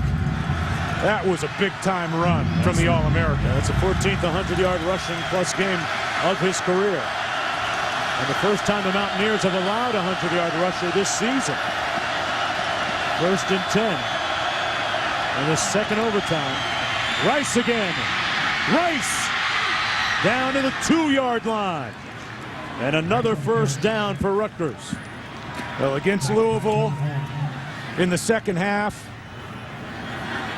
the game of the season for Rutgers to set up this opportunity against West Virginia. Rice took control of that football game. 75 yards in the fourth quarter against the Cardinals.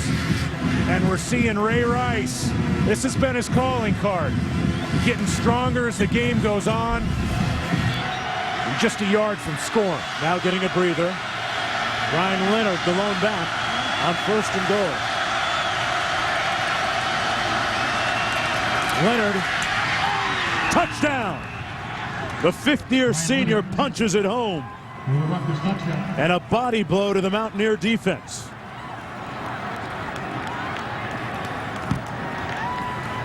The silence deafening. And the work up front by this offensive line, working in unison.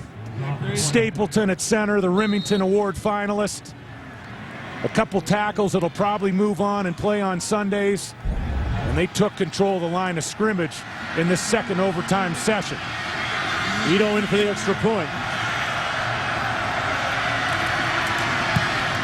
Knocks it through, giving Rutgers a 7-point lead, 33-26. And now just one defensive sequence, one defensive stand away from making history and winning its first ever Big East championship and a subsequent BCS bid. Brian Leonard remembers when Rutgers lost 80-7 back in 2001 to West Virginia. His friends wondered, hey, why would you go to that school? Why would you want to play at a school that loses by that big a margin? Well, he's part of turning things around.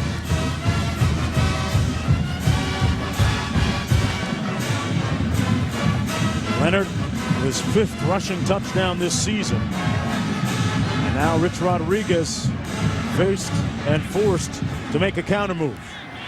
1st and 10 coming up.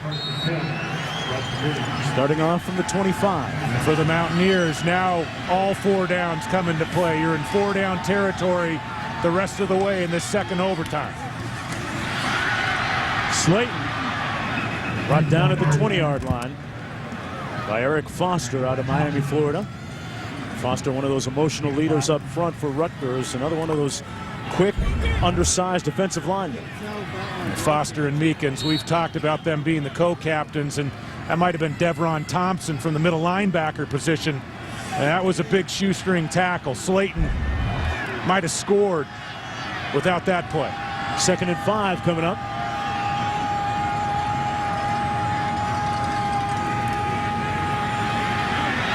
Brown in her heat. And he throws it away.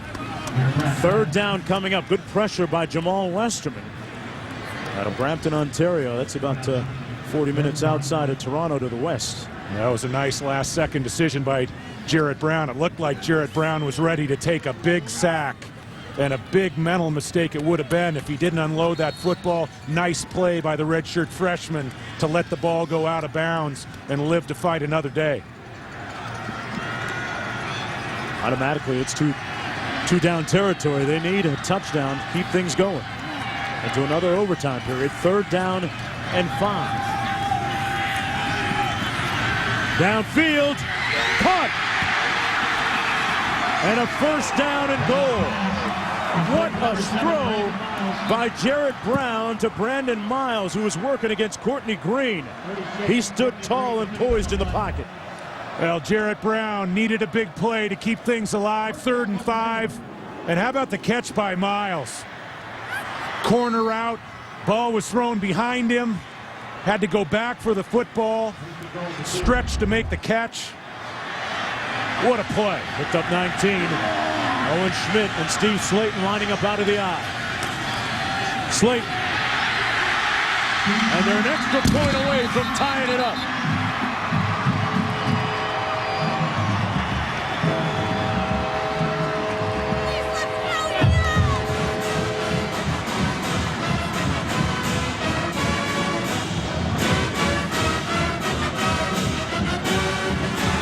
In the face of seeing their season, or at least this game, come to an end, the Mountaineers showing a lot of resolve and guts. Brazenly putting up a fight here. And a lot of people wondered how they would react. That's a last charge timeout for this series. And a timeout called. Slayton with his 2nd touchdown of the day. And how about West Virginia working against one of the top 5 defenses in the country, Mark Jones, faced with a 7-point deficit. Got to pick up a touchdown to keep this ball game alive. And Jarrett Brown set that up with the throw to Miles. Miles making a terrific play on the post corner route. Now we head into this 3rd overtime session, and you score in the 3rd overtime, you got to go for 2. Brandon Miles, the most experienced of those Mountaineer receivers. He leads the team with 6 touchdown catches. Almost had one there, a couple yards short, but nonetheless, a clutch catch when it counted most. He was working against one of the better safeties in the Big East, Courtney Green, one of the most physical. He not only had to reach back and make the catch, but he also had to take the contact and secure the football. I'll tell you what's happening right now in the Jersey Turnpike. That last catch by Miles probably caused a few traffic backups along I-95. And for the extra point, McAfee. Couldn't have asked for a better situation. Rutgers up a touchdown with their defense on the field, the way the defense has performed all year long. Hey, there's Clark Harris. Tall guy at 6'6", almost 6'7", in to try and block this extra point. Number 81, keep an eye on the middle of your screen. Nothing doing. McAfee wants no part of that. Tied at 33 apiece, going into the third overtime period on senior day here. Foster couldn't quite get there in time to stop Slayton. Back with more right after this. Pat McAfee with the extra point to tie the game at 33 moments ago. As we head into the third overtime period, and the difference there, go down to the bottom. You have to go for 2 on a touchdown. I've been impressed with the coolness, the calmness of both kickers, Ito and McAfee. Extra points and field goal tries down the stretch, and into overtime, a miss, and your team goes away a loser. And both kickers have come up big time. Ito has made some big kicks for Rutgers this year in what has been a real Cinderella-type season. Everybody at the start of the year talked about West Virginia. They talked about Louisville, who, by the way, should West Virginia win this game, Louisville would get the BCS bid. Cardinals winning earlier today against UConn.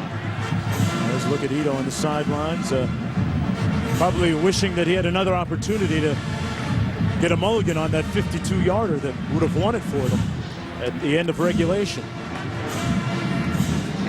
As we head into the third overtime period, I wonder who will make the play, if it will come this time for Rutgers in a storybook season. Signs all along the Jersey Turnpike during the game against Louisville were saluting the Scarlet Knights. They lit up the Empire State Building in red.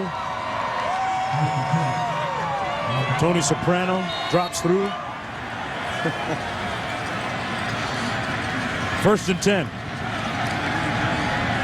Mountaineers with possession. A BCS bid on the line for Rutgers with a victory. And off to Owen Schmidt on first down. Gets about 2 yards. Owen Schmidt, a transfer, former all-conference player at Wisconsin River Falls. And you watch the option action after the handoff to Schmidt. We haven't seen the option from Rich Rodriguez tonight, but the look was open to the outside. We may see an option here before this is over. On second down, Brown looked like he wanted to throw downfield. Touchdown, Miles! Oh, what a grab!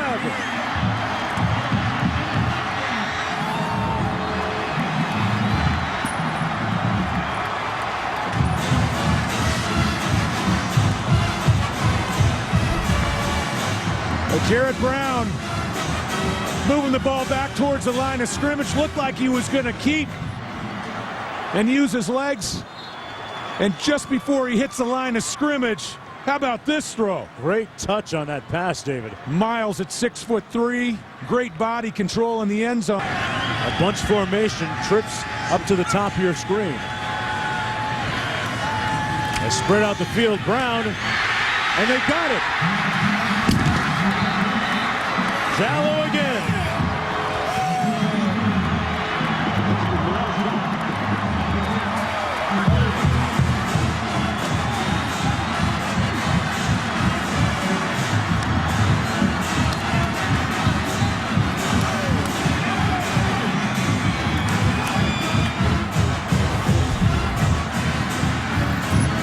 Jallo's going to go from the bunched formation, work inside.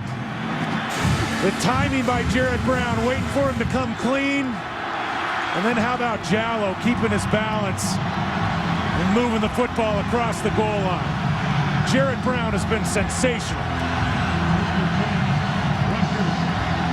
Here at Mountaineer Field, Morgantown, West Virginia. Rutgers down by 8 points with a BCS bid on the line should they win. This is the third overtime period. They have to score on this possession and get the 2-point conversion. Mike Teal, their quarterback, has been splendid today. Ray Rice has gone over 100 yards rushing. They're going to throw. Teal complete to his tight end, Johnson. And Johnson with a nice run. Pushed out of bounds.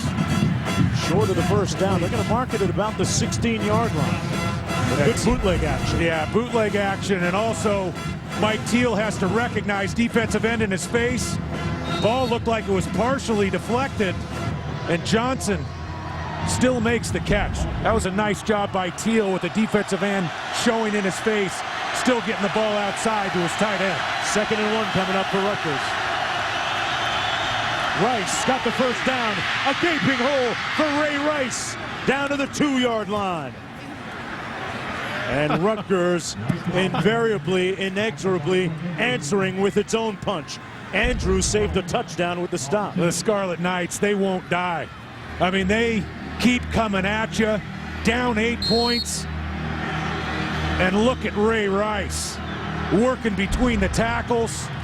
Punishing style of running. Rutgers still alive. Corcoran and Leonard now come out of the eye. Leonard, he's not going to get in, not even going to get close. He might have lost half a yard on that play. Holmes, one of the first ones to get there. It'll be 2nd down and goal. And you know, on the sideline, Greg Schiano working with Craig Versteeg, the offensive coordinator. First things first, they have to score, but you know they're talking about a 2-point play. And they're going to try to get to their best 2-point play if they can. Those are the types of discussions that go on even when you're trying to score to get within 2. Ray Rice in a tailback gets the call. Rice stopped up short of the end zone at about the 1. It'll be 3rd down and goal. Well, you have to go to your bread and butter. Rutgers getting enough push up front. Offensive line playing effectively here in the second half on into the 3rd overtime. I think we'll see Rutgers again test West Virginia up front, running the football. Behind Zuda, Fladell, Stapleton, Stevenson, and Sosa. Leonard and Rice on the backfield. Now they empty it out except for Rice back there.